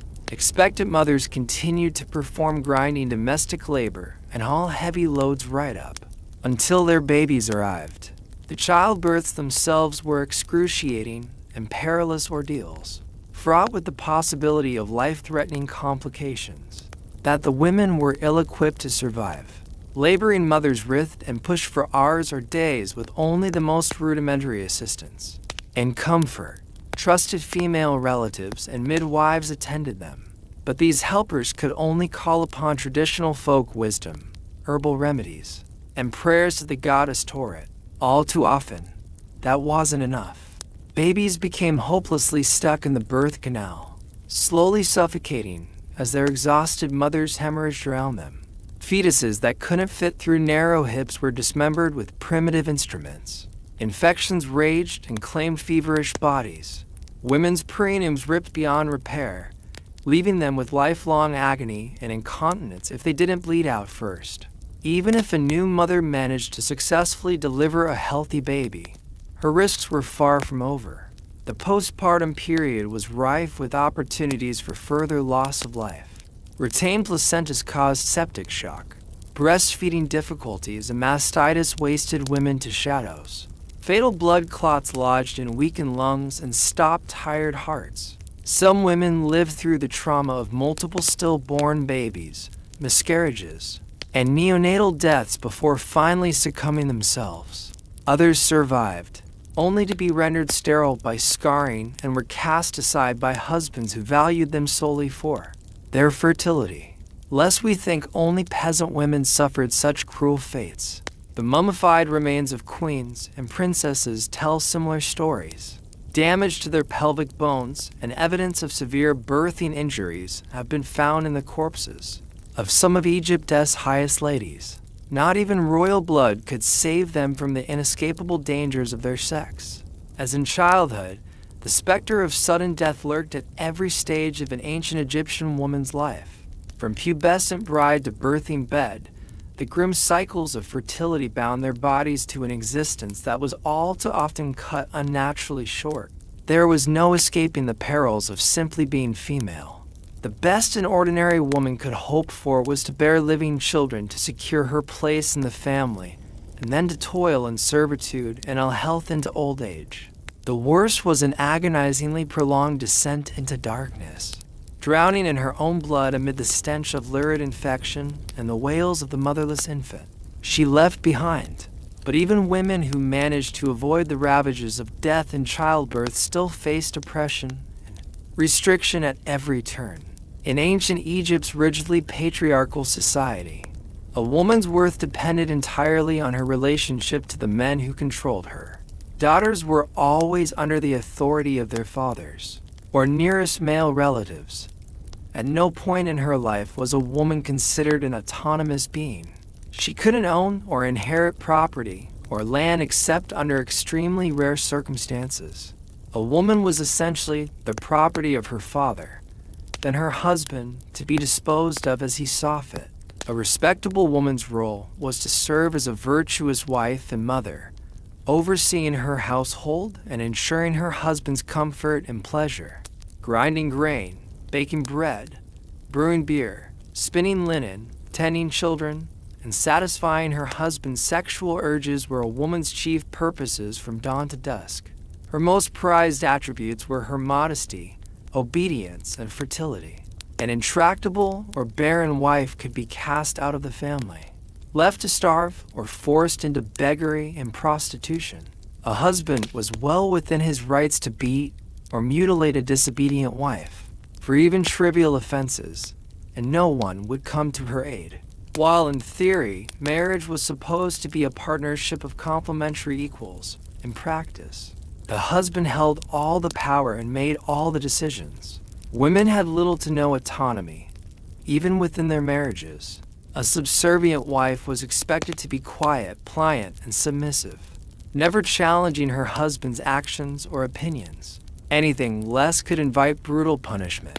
Under this system of institutionalized subjugation, women had no true freedom to pursue their own wants and needs. Any hint of independence or defiance could cost them their livelihoods, reputations, and even their lives. Simply by virtue of their gender, they walked a razor's edge every day of their existence.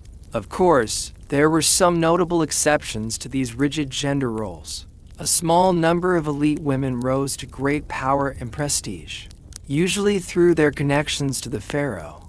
Royal wives, mothers, and daughters could wield significant influence over the king and the court. Some ruled outright as female pharaohs.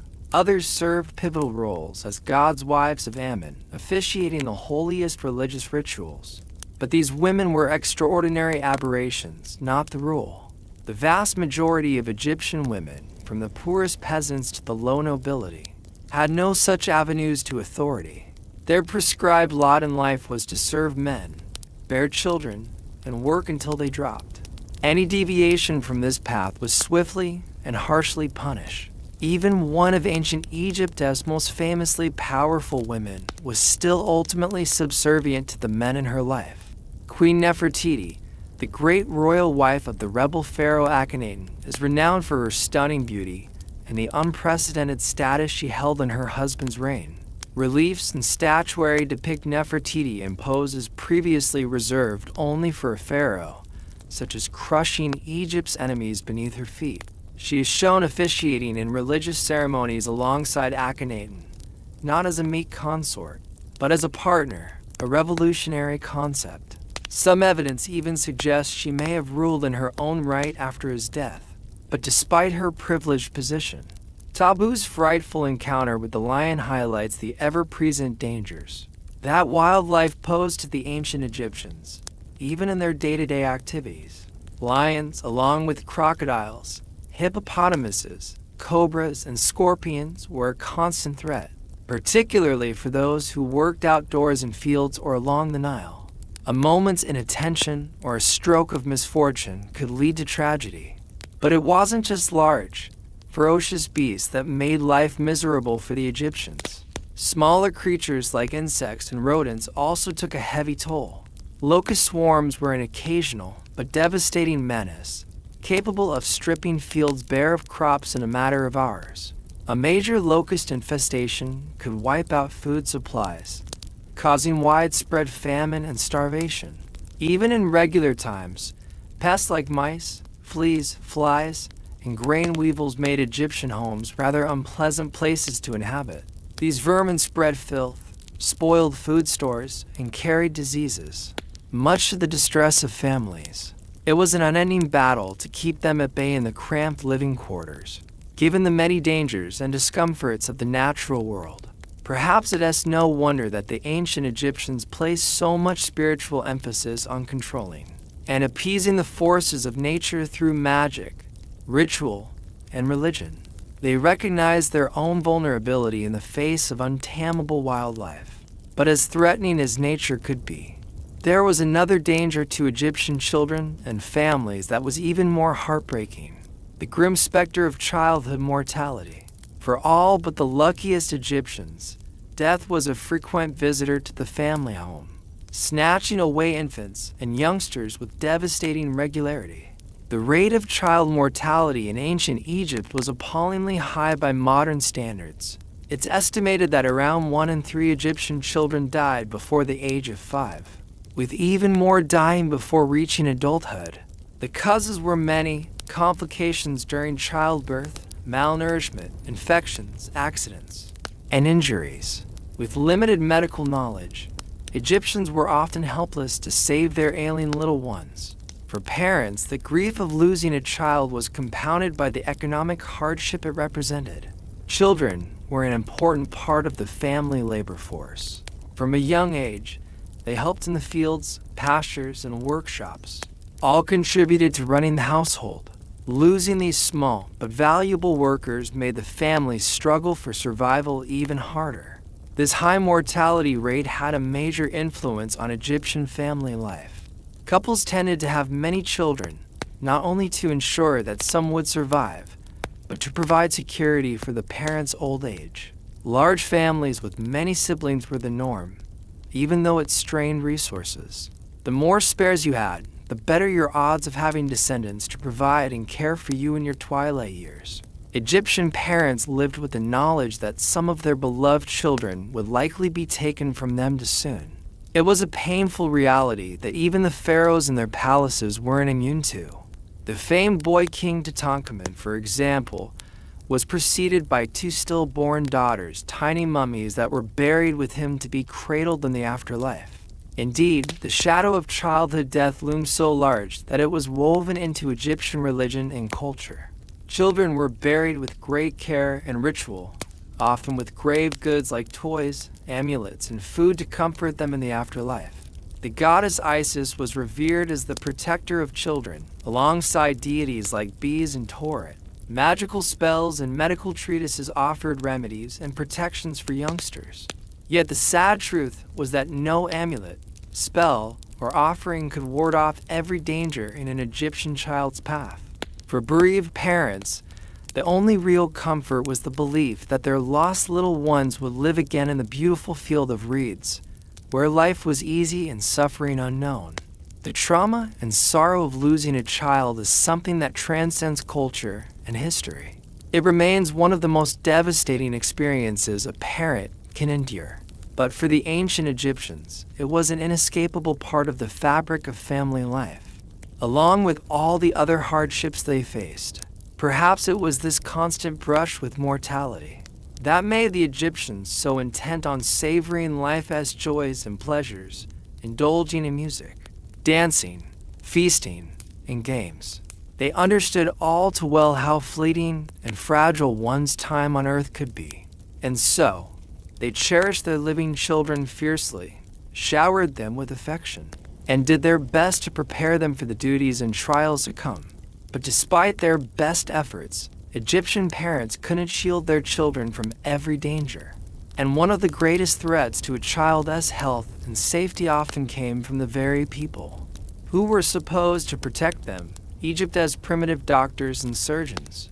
To our modern eyes, the medical practices of ancient Egypt seem positively gruesome, while Egyptian medicine was actually quite advanced for its time, incorporating observation, diagnosis, and treatment. It was still a crude and unsanitary affair. Much of an Egyptian doctor's repertoire would be considered barbaric by today's standards.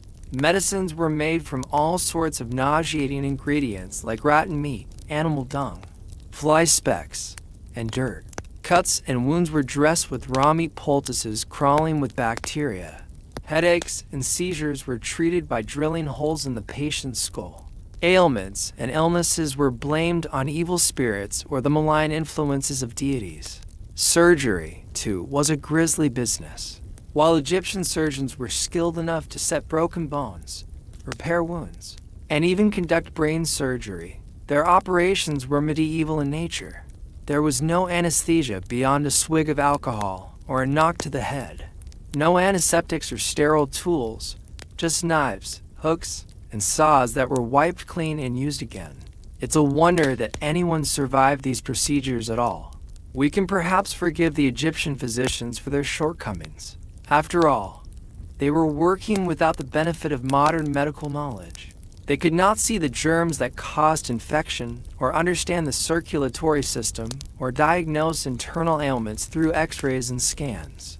In a world where even a minor scrape could lead to a fatal infection, their brutal treatments likely did save some lives. Still, an ancient Egyptian sick was the last place you'd want to be. Your suffering would likely be prolonged with ineffective and excruciating treatments. And if you were unlucky enough to be selected for surgery, you had to pray that your constitution was strong enough to withstand the shock and blood loss, and that Sekhmet would save you from succumbing to your doctor's cures. We can see a glimpse of this frightening medical landscape in the famous Edwin Smith Papyrus. This ancient Egyptian text, dating back to 1600 BC, is the oldest known surgical treatise in the world. It's a stunningly detailed document describing 48 different medical cases and their treatments, from head wounds to spinal injuries. One particularly graphic case details a patient with a compound fracture of the skull. The unlucky patient's brain is exposed, pulsing through the shattered bone. The attending surgeon calmly assesses the wound, probing it with his fingers, noting the bleeding and the sunken fragments of skull beneath the scalp. His recommended treatment: poultices of honey, oil, and lint to cover the gaping wound, prayers and spells to the healing deities, and a grim warning that this is an ailment not to be treated. In other words, the patient is likely doomed. It's a chilling snapshot of the stark realities of Egyptian medicine. No comforting bedside manner, no pain relief, no real hope for recovery from a catastrophic injury, just pragmatic, almost detached analysis and an unspoken acceptance that the human body has fragilities and mysteries we're beyond. The physician's powers. For most patients, the best-case scenario was likely a prolonged and unpleasant recovery with the added risk of complications and secondary infections. The worst case was an agonizing, drawn-out death, often caused by the very treatments that were supposed to save them. It's a far cry from the gleaming hospitals and advanced surgeries of today. But as brutal as Egyptian medicine could be, it was still a vital and respected part of their society. Doctors were highly regarded professionals, sometimes even accorded semi-divine status. Their skills and knowledge were seen as a gift from the gods, a weapon in the eternal battle against suffering and death. And in a world where so many perils lurked, from wild beasts to raging battles to the simple ravages of time, those skills were always in demand. The ancient Egyptians could only place their trust in the wisdom of their doctors and pray that Heka, Sekhmet, and Isis would guide their hands. They had little other choice. The grim litany of dangers and hardships we've explored, from the harsh environment to oppressive rulers to unseen parasites and diseases, paints a harrowing picture of life in ancient Egypt. It was a world where suffering and struggle were woven into the very fabric of existence, for all but a charmed few. Yet, in spite of the many trials they faced, the Egyptians managed to build one of the most enduring and spectacular civilizations in human history. Their monuments still tower over the desert sands. Their golden masks and sarcophagi glimmer in museum cases. Their gods and myths continue to captivate our imaginations. How did they achieve such heights in the face of such adversity? Sheer tenacity, ingenuity, and grit. For starters, the ancient Egyptians were masters of persevering through hardships, of finding ways to adapt and innovate, of harnessing the power of human cooperation on a massive scale.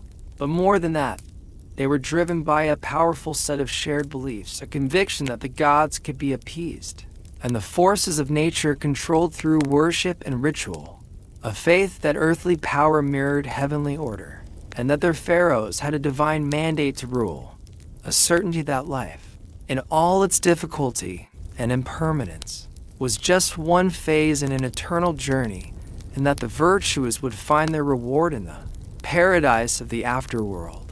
These beliefs gave the Egyptians a sense of purpose, structure, and continuity that helped them endure the upheavals of history. The humble peasant toiling in the fields could see his mundane labors as part of a cosmic cycle of death and regeneration. The soldier marching off to battle trusted that the gods would fight alongside him, and that his sacrifice would be celebrated forever. The grieving parent, laying a child to rest in the tomb, knew it wasn't a final farewell, but a temporary parting before a joyful reunion in the field of reeds. In many ways, Egypt's spiritual world was a mirror image of the material one, but perfected, sanctified, stripped of pain and want. It was an idealized plane of existence where the Nile never ran dry and the harvest never failed, where bodies were made whole and incorruptible, where justice always prevailed and all souls found peace. Glimpsing this shining vision of eternity gave the Egyptians the strength to carry on through the worst of times. Perhaps that is the greatest wonder of the ancient Egyptians, not their temples or their tombs, but their extraordinary resilience in the face of adversity, their ability to confront the darkest aspects of the human experience, the suffering and cruelty and loss that are inescapable in any age, and still maintain an unwavering faith in beauty, order, meaning, and the ultimate triumph of the eternal over the temporal. It's a staggering existential achievement, one that resonates with us still across the vast gulf of time. We may have antibiotics and air conditioning and the rule of law, but we still grapple with the fundamental vulnerability of the human condition. We still seek to impose a measure of meaning and permanence on the chaos of the world. And in our own modern way, we're not so different from the ancient Egyptians, building our pyramids of glass and steel, crafting our identities for the digital afterlife, reaching for transcendence through art and ritual and shared myth. We are all of us fighting the same battle they did, striving to endure and to matter in the face of life's briefness and brutality. So perhaps the deepest lesson we can take from the hardships of ancient Egypt is one of humility, empathy, and awe, a recognition of what the Egyptians were up against, and of what they managed to accomplish in spite of it all, a respect for the grit and grace of the men, women, and children who lived and struggled and found beauty along the Nile so long ago, and above all, a profound sense of our shared human journey, our common quest to make something lastingly meaningful out of our finite and fragile lives as the ancient Egyptians did, with such tenacity and splendor. It's a struggle we're all engaged in across the ages and around the world, and there is wisdom and solace to be found in remembering that we do not walk this path alone. The shadows of the Valley of the Kings grow long as the sun sinks behind the cliffs, painting the vast Theban necropolis in shades of gold and fire. The heat of the day begins to fade into the cool of the evening. In the twilight, the ancient past feels close enough to touch. You can almost hear the chanting of the priest, the whisper of linen robes, the rattle of funerary jewelry as a mummified pharaoh is carried to his final resting place. For a fleeting, shimmering moment, the veil between the worlds grows thin. But then the first stars begin to glimmer in the deepening blue, and the spell is broken. The tombs and temples recede into shadow, their secrets seal the way for another night. The long-ago voices fade into silence, and yet the stories remain, the triumphs and the tragedies, the soaring monuments and the forgotten graves, the prayers and the protests and the ever-flowing river. They linger in the land, in the artifacts, in the very dust, an eternal testament to the endurance of the human spirit. We may walk a different road under different skies, but the ancient Egyptians are still with us, as all those who came before us are. Their hopes and their heartbreaks, their wisdom and their warnings, their unyielding insistence on creating meaning in the face of life's harshness, all of it echoes in our own journeys. So, let us remember them as we lie in the dark and drift towards dreams. Let us carry their stories with us and add our own verses to the time-worn tale. Let us face our own struggles and sorrows with the same courage and the same unwavering faith. For we are all part of the same ancient current, all heirs to the same human inheritance. The Nile still flows from the heart of Africa to the sea, and the cycle of the sun still turns from the eastern horizon to the west. And as long as the story continues, as long as there are those who remember and dream and build, the part of ancient Egypt will live on, not in the cold permanence of stone, but in the warm breath of the telling.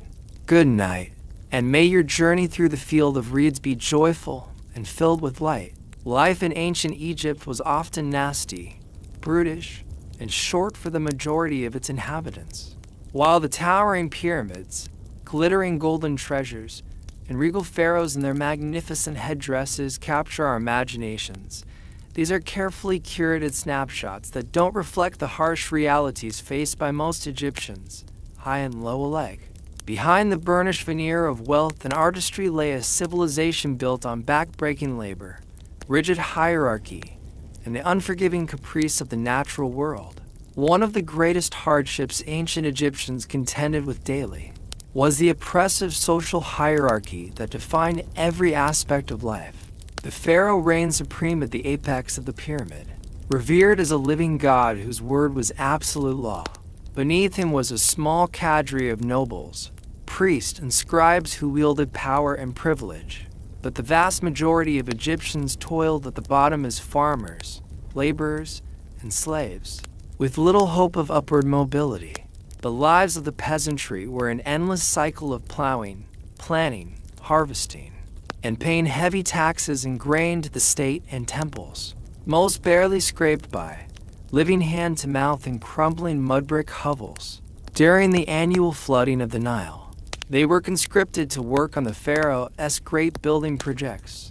In the searing heat of the sun, the lucky ones hauled limestone blocks up rams to construct the pyramids.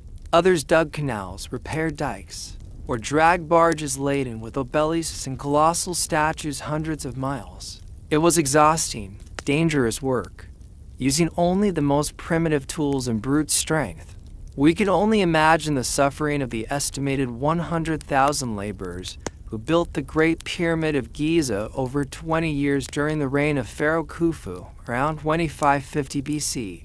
Barefoot and barebacked, they worked in punishing conditions, chiseling and hauling the 0.5-ton blocks up a sweltering stone ramp to a height of over 450 feet. Injuries, sunstroke, and death were commonplace. Barracks and cemeteries around the pyramid show that workers often died before the age of 30. From the extreme physical strain, bone fractures, and lung disease from inhaling stone dust. And yet, Khufu himself lived in supreme luxury, sailing his royal yacht, Horizon of the Two Lands, up and down the Nile, hunting lions in the desert, and being fanned by servants under the cedar roof of his palace. The contrast between those who commanded the labor and those who gave their lives to it couldn't be starker. At least the pyramid builders were technically free subjects and not slaves, though one wonders if there was much difference, given their lack of control over their lives and destinies. But true slavery was widely practiced in ancient Egypt. Captives seized in military campaigns were pressed into a lifetime of forced labor in the galleys, quarries, mines, and fields, and any Egyptian could be enslaved for falling into debt, which happened frequently in times of famine or when the Nile failed to adequately flood and yield a good harvest. Records from the reign of Pharaoh Snefru around 2600 BC tell of severe hardship, when the annual inundation was too low for several years in a row. With crops withering in the fields, many farmers became destitute to feed their families. They sold themselves into bondage to their creditors and to labor on the pharaoh's building projects. Snefru commissioned the first true pyramid, the Red Pyramid at Dahshur. Thousands slaved to build his monument in the blazing desert heat, many dropping dead from exhaustion and deprivation.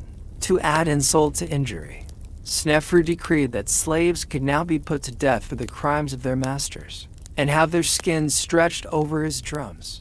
Such was the complete dehumanization and expendability of a person who had the misfortune to become enslaved.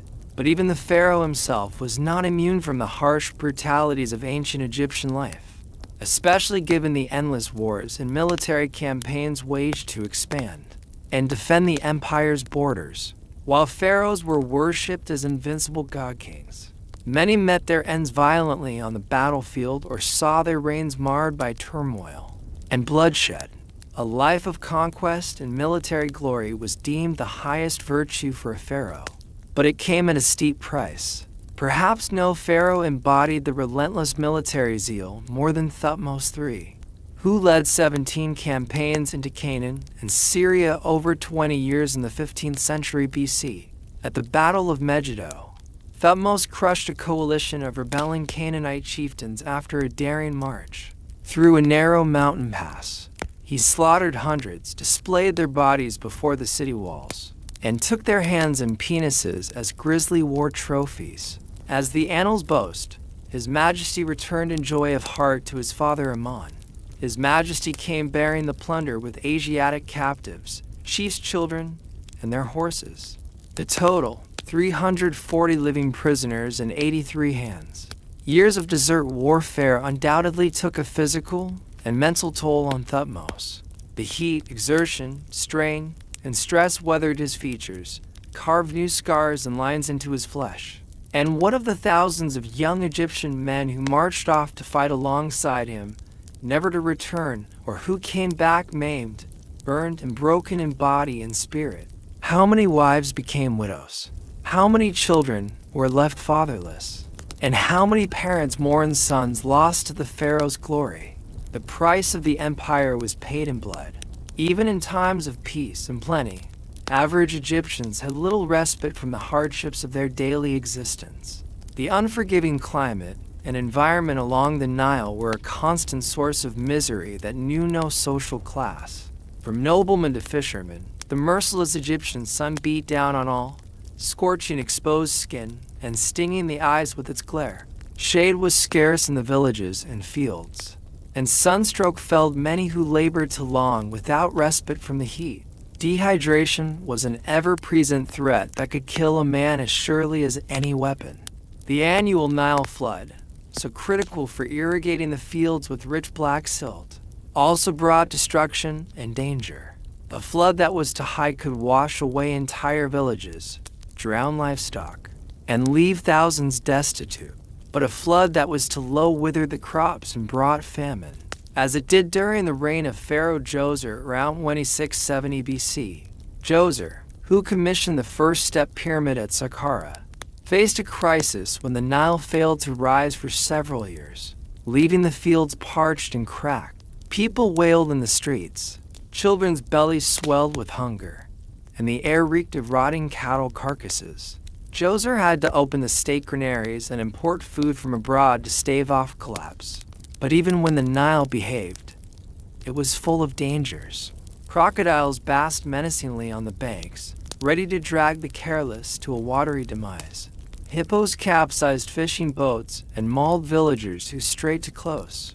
And the river harbored the dreaded schistosomiasis worm that caused an agonizing, bloody urinary disease. Daily life was stalked by perils at every turn. For most ancient Egyptians, home offered little refuge from the harsh environment. The typical mud brick house had just a few small rooms clustered around an open courtyard with a roof of palm logs and thatch that let in the scorching sun and the frigid night air. Furniture was minimal: a low stool, a wooden headrest, some woven reed mats for sleeping on the packed dirt floor. Rodents, scorpions, and snakes often crept in through the crevices. Hygiene and sanitation were poor. Garbage and human waste piled up in fetid heaps that attracted insects and disease. Most people had just a single linen garment to wear until it rotted off their backs. Diet for the lower classes was also spare and monotonous. Bread and beer formed the cornerstone of most meals, along with some vegetables like onions, lentils, and radishes. Meat was a rare luxury. Malnutrition left people vulnerable to a host of afflictions like anemia, scurvy, and bone deformities. Parasites like roundworm and tapeworm were almost universal. Arthritis, tuberculosis, and abscesses ravaged weakened bodies. Physical evidence from common cemeteries reveals the harsh toll of this excruciating daily existence. Life was especially brutal for ancient Egyptian women, who had very little autonomy or agency of their own. Women were essentially considered the property of their fathers or husbands, to be disposed of in marriage as soon as they reached puberty. They could not own property, initiate a divorce, or live independently.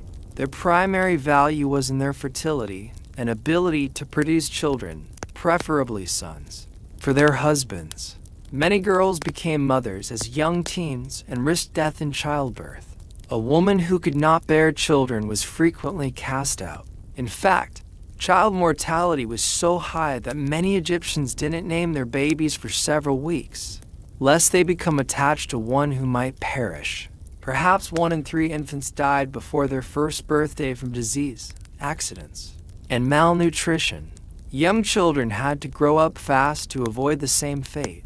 As soon as they could walk and carry a load, they were put to work in the home and fields to contribute to the family's survival. Most had no opportunity for schooling and followed their parents into lives of poverty and toil. In time, even the magnificence of mighty pharaohs crumbled to dust, plundered by the depravity of their descendants. The spectacle of public executions, where suspected tomb robbers were brutally impaled or had their noses and ears cut off before being staked out in the sun to die, became more frequent as the kingdom declined. Corruption, greed, and lawlessness gnawed at the roots of the natural order, which had sustained Egyptian civilization for millennia. And so, ancient Egypt, that endlessly fascinating and romantic land that has captured imaginations for centuries, was also a place of tremendous brutality and human suffering on a mass scale. The price of mighty monuments and golden treasures was paid by countless oppressed, uneducated, and sickly subjects whose voices are largely lost to history. Life for most was a constant struggle against hunger, disease, injustice, and untold miseries. And yet, they endured, finding what small joys they could, building families and friendships, striving to uphold and earn a blessed afterlife, all while in the shadow of their oppressors. Perhaps that is ancient Egypt's greatest legacy, the resilience of the human spirit to persist and reach such heights of artistic and cultural achievement despite the odds. Its people showed that the will to organize and create can coexist with the capacity to exploit and destroy. That fragile beauty and meaning can be forged amid the harsh crucible of chaos and suffering. Like the imperishable stars the Egyptians revered, their works and their wonder have endured across the ages to inspire us today, even as the full brutal reality that birthed them fades mercifully into the realm of distant history. And half-remembered dreams, childhood in ancient Egypt was a precarious existence. Infant and child mortality rates were heartbreakingly high, with many children not surviving to see adulthood. The skeletons of children are among the most common remains found by archaeologists, a grim testament to the frequency of early death. Malnutrition was a constant specter, as limited food variety and occasional famine stunted growth and left children vulnerable to a host of illnesses. Infectious diseases like smallpox, tuberculosis, and pneumonia claimed countless young lives, as did intestinal parasites from impure water and contaminated food. With no vaccinations or antibiotics, even a minor cut or everyday infection could quickly prove fatal to a child. Accidents were another common killer in a world of open cooking fires, unprotected wells, free-roaming livestock, and dangerous wildlife. Drownings, falls, burns, and animal attacks added to the litany of hazards. For those children who survived infancy, the specter of death still loomed large. Ancient Egyptian parents were well acquainted with the grief of burying a child. Elaborate child burials with carefully crafted grave goods, miniature coffins, and even mummification attest to the emotional devastation of losing a son or daughter. Some families endured the pain of losing multiple children. It's believed many Egyptians had frequent pregnancies to ensure some offspring survived. Children were an insurance policy against the harsh realities of the time. Yet, there was little time to shelter or coddle children, however much parents may have wanted to. The demands of daily survival meant that children were put to work early in life, assisting their parents in household tasks, agricultural duties, or learning a craft or trade. For peasant children, this often meant back-breaking labor in the fields or tending livestock in hazardous conditions. Children of artisans would toil alongside their parents in hot, dusty workshops. Even for children of nobility, the responsibilities and expectations of their position allowed for only a fleeting childhood. The exception was royal children, and even then only for a short time. Princes and princesses enjoyed lives of plenty and privilege, with servants and slaves attending to their every need. They had time for play in school, learning to read, write, and master subjects like math, science, geography, and foreign languages to prepare them for the duties of leadership. Yet royal children also faced strict discipline, rigid social rules, and high expectations. A royal son, in particular, was expected to train as a military commander and uphold all the functions of kingship. Any physical or character failing could dash his prospects. The Crown Prince Patepsis, for example, is believed to have lost his position for the transgression of dallying with a royal concubine. For royal daughters, childhood was largely a prelude to marriage, either to a brother, half-brother, or carefully selected noble to solidify the dynastic line and political alliances. While they could become powerful queens in their own right, their path was still closely prescribed. And even royal children were not immune to the health hazards of the time. Tutankhamun's tomb, for instance, contained mummified fetuses thought to be his prematurely born daughters. As in many ancient societies, childhood was a luxury that most Egyptians simply could not afford. Growing up was less of a nurturing journey than a survival gauntlet against a multitude of dangers. Demanding an early maturity, this stark reality put the incredible accomplishments of the Egyptian people in even sharper relief. That they built such a sophisticated civilization in the face of unrelenting hardship is a testament to the resilience of the human spirit.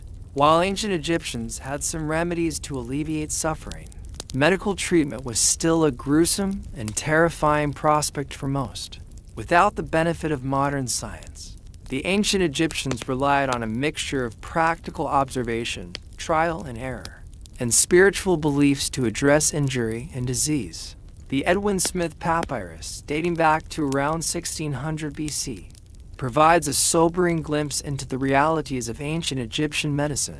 This remarkable document details 48 surgical cases, each laid out with clinical notes on injuries, diagnosis, treatments, and prognosis. The cases range from gaping head wounds to fractured collarbones to crushed vertebrae.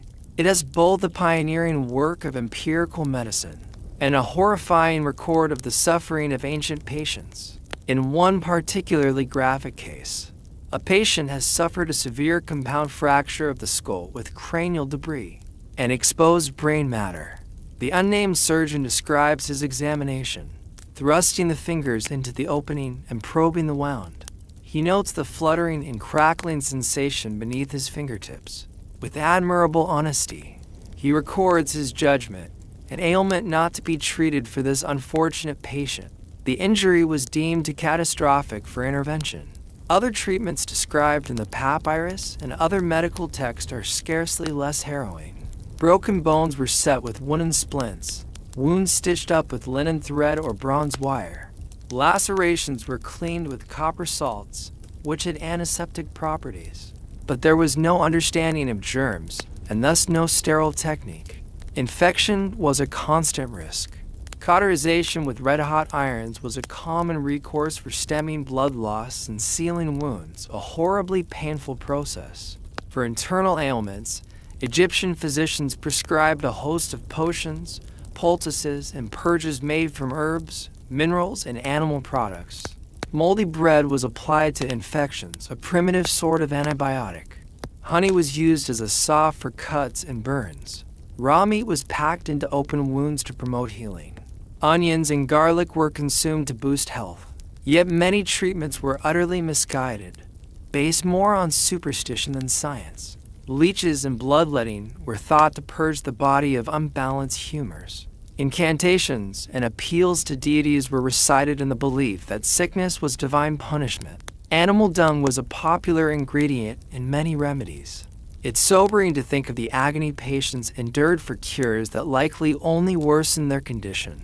Surgery, though rudimentary, was a well-established practice.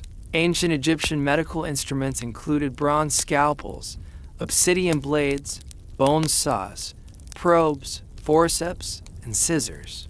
These tools allowed for surprisingly complex procedures like craniotomies, cataract removals, and dental extractions.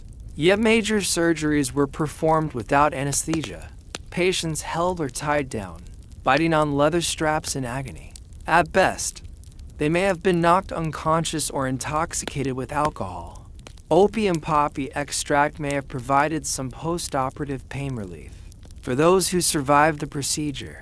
Despite the best efforts of skilled physicians, many patients succumbed to complications, shock, and sepsis.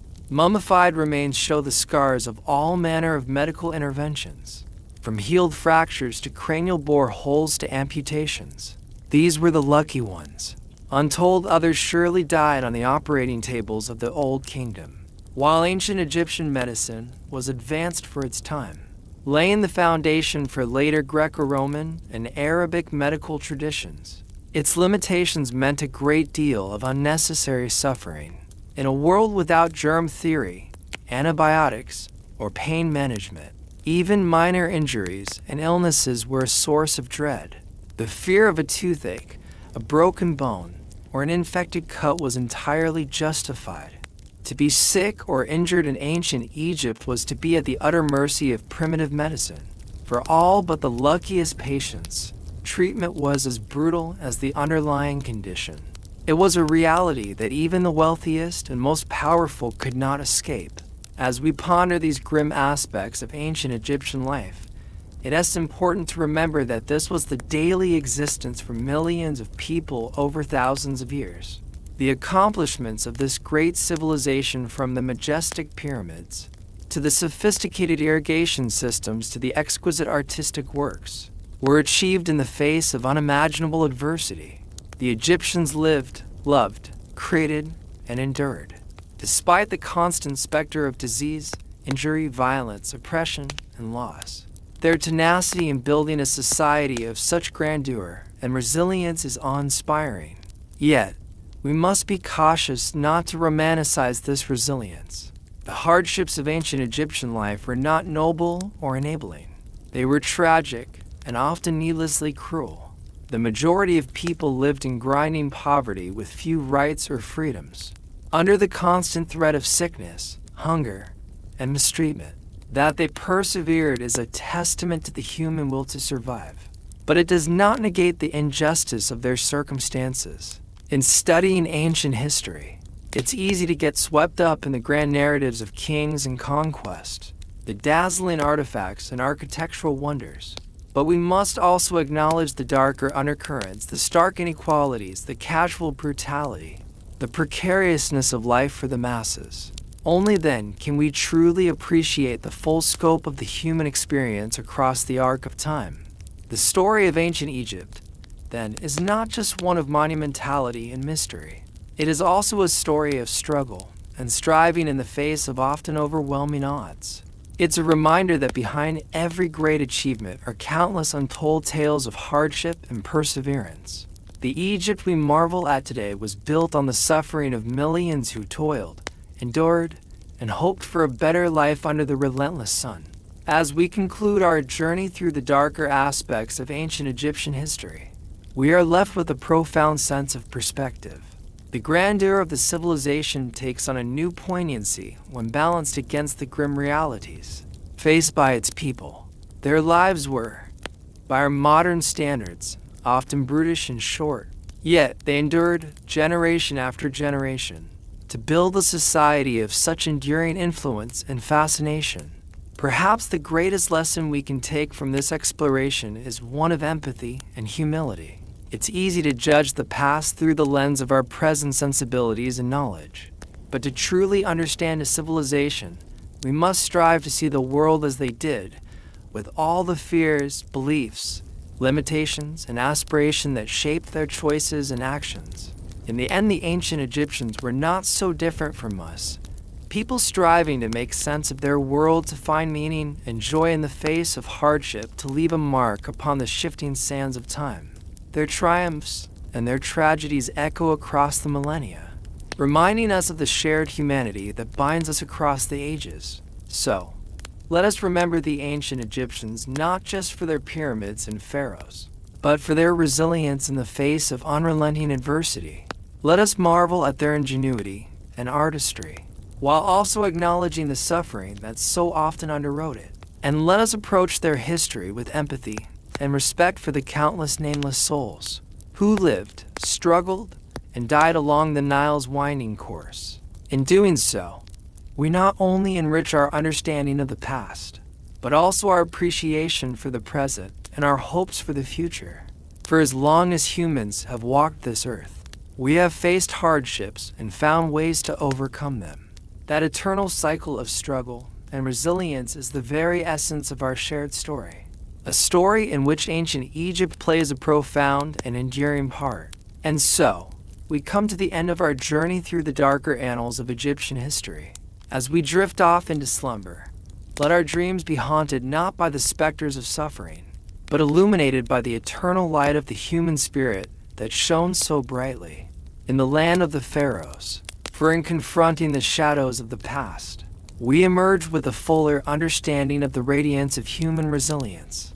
Thank you for joining me on this exploration, and may your dreams be filled with the wonders of the ancient world as the Nile carries us gently to a new dawn. The life of a slave in ancient Egypt was a brutal existence of back-breaking labor, meager rations, and the constant threat of punishment or death. Slaves were considered the property of their masters, to be used and disposed of as seen fit. Most were captives taken in wars with neighboring lands, like Nubia to the south. Others fell into debt bondage, forced to toil endlessly to repay loans. The lucky slaves worked as domestic servants in the households of the wealthy, where conditions were somewhat better. But the vast majority slaved in the fields from dawn to dusk, planting, tending, and harvesting crops along the Nile. It was grueling work in the scorching Egyptian sun. Cruel taskmasters pushed them to their limits, wielding whips to maintain control and productivity. Perhaps the worst fate for a slave was to be conscripted into forced labor on the Pharaohs' massive building projects. Teams of slaves joined with peasants to construct the colossal pyramids that still dominate the Egyptian landscape today. The Great Pyramid of Giza, built for Pharaoh Khufu around 2580 BC, is a breathtaking marvel of engineering and human toil. Hundreds of thousands labored for decades to construct this tomb for the god king to enjoy in the afterlife. Khufu, also known as Cheops, was the son of Snefru and second pharaoh of the 4th dynasty. By all accounts, he was a megalomaniac obsessed with building the largest pyramid ever, standing over 480 feet tall and composed of 2.3 million blocks, weighing an average of 2.5 tons each. The Great Pyramid was the tallest man-made structure in the world for 3,800 years. The logistics alone were staggering, but Khufu was relentless in his vision, conscripting a labor force of over 100,000 from across Egypt. They came from all walks of life: slaves, farmers, even skilled artisans and craftsmen. All were expendable resources to be used up in service of the pharaoh's vanity. Working conditions were abysmal. Laborers toiled in gangs to cut, transport, and stack the huge limestone blocks in the searing heat. Skeletons found in the workers' cemeteries show signs of arthritis, spinal deformities, and other crippling injuries. Many died on the job from accidents, malnutrition, and sheer exhaustion. They were simply discarded in shallow graves in the sand. As a divine ruler, Khufu never gave a thought to the human cost of his self-aggrandizement. He and the elite enjoyed lives of luxury and leisure, while slaves and commoners broke their bodies to build the king's glorious tomb. This stark disparity between the classes was a fact of life in ancient Egypt. Other pharaohs were equally obsessed with monumentality and uncaring about the price paid in human misery. Snefru, Khufu's father, constructed 3 pyramids that were only dress rehearsals for his son's magnum opus. The first, the Medum Pyramid, was a step structure that the pharaoh decided to encase in limestone to create smooth sides. But the substrate proved unstable, and the pyramid collapsed during construction, likely killing many workers. Undeterred, Snefru started again with the bent pyramid at Dashur. Named for the awkward angle of the sides, this odd-looking edifice was another design failure. The king ordered the pyramid built on unstable ground, and the base started to sink during construction. The panicked architects reduced the angle of incline from 54 to 43 halfway up, creating the distinctive bent shape. Again, an unknown number of slaves perish. Finally, Snefru got it right with the Red Pyramid, named for the rusty hue of its limestone casing. At 341 feet, it was a sizable structure, though it would be dwarfed by Khufu's later Colossus at Giza. The Red Pyramid was a functional funerary complex, but the pharaoh was not yet satisfied. He needed one last rehearsal before handing the reins to his successor. And so, the aged king commanded yet another pyramid to be built beside the bent pyramid at Dashur, known today as the Black Pyramid.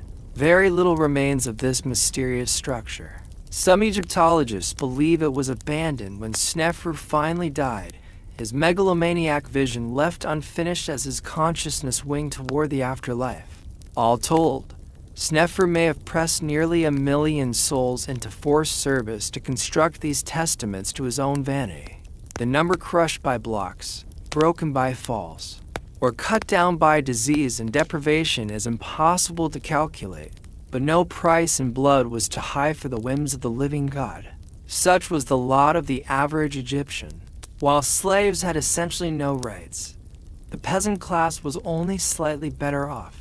Farmers were not owned outright, but they were still subject to the absolute power of the king and compelled to labor for the state for a portion of the year.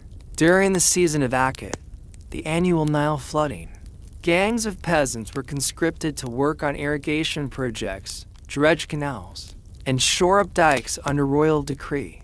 When the king required their labor, farming families' fields went untended, lowering their crop yields, and these yields were already taxed heavily by the state as well. It was a precarious cycle that left most commoners living on the edge of subsistence, always fearing a bad flood, pest infestation, or poor harvest that could plunge them into destitution and hunger. Some desperate peasants ended up selling themselves into debt servitude when times got to lean. A loan of seed grain or a few livestock could lead to a life of indentured service and misery, with entire families enslaved to pay off ever-increasing interest to landowners and moneylenders.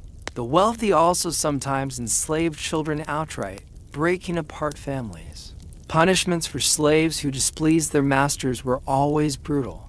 Beatings, brandings, and mutilations were common for minor offenses.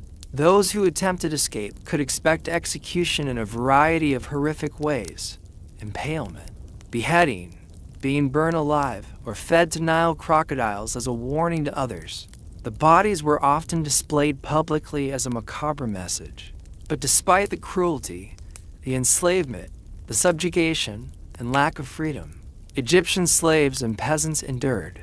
They raised families, told stories, sang songs, and made the best of their difficult lot in life. The incredible monuments and wonders of this remarkable civilization were built on their scarred backs and calloused hands. For this, if nothing else, they should be remembered, the faceless, toiling masses whose suffering birthed a legacy of greatness. And so, as we come to the end of our journey through the darker annals of ancient Egyptian life, we see a society of stark contrast, breathtaking wealth artistry, and accomplishment built upon strata of exploitation and human bondage, tyrant god kings obsessed with their own immortality, oblivious to the mortality of their subjects, a complex civilization capable of mathematical and engineering marvels, but blind to the most basic conceptions of human rights and dignity. In many ways, ancient Egypt was a glittering monument to human achievement, innovation, and sheer audacity, but its foundations were laid in blood and watered with the tears of untold thousands of oppressed souls. This is the dualistic truth we must hold in our minds, the moral reckoning we must make with the past. Only by acknowledging both the light and shadow can we truly understand this endlessly fascinating culture. And with that thought, we'll bring our exploration to a close. I hope you found this journey through history both informative and restful. These ancient tales have a certain dreamlike quality, inviting us to ponder the eternal cycles of the human experience as we drift off to slumber. If you've enjoyed this soft-spoken survey of ancient Egyptian life, please consider leaving a link and subscribing to this channel. Thank you for spending this quiet time traveling with me to a distant age. May your dreams be filled with wonders, and your sleep be deep and refreshing. Good night.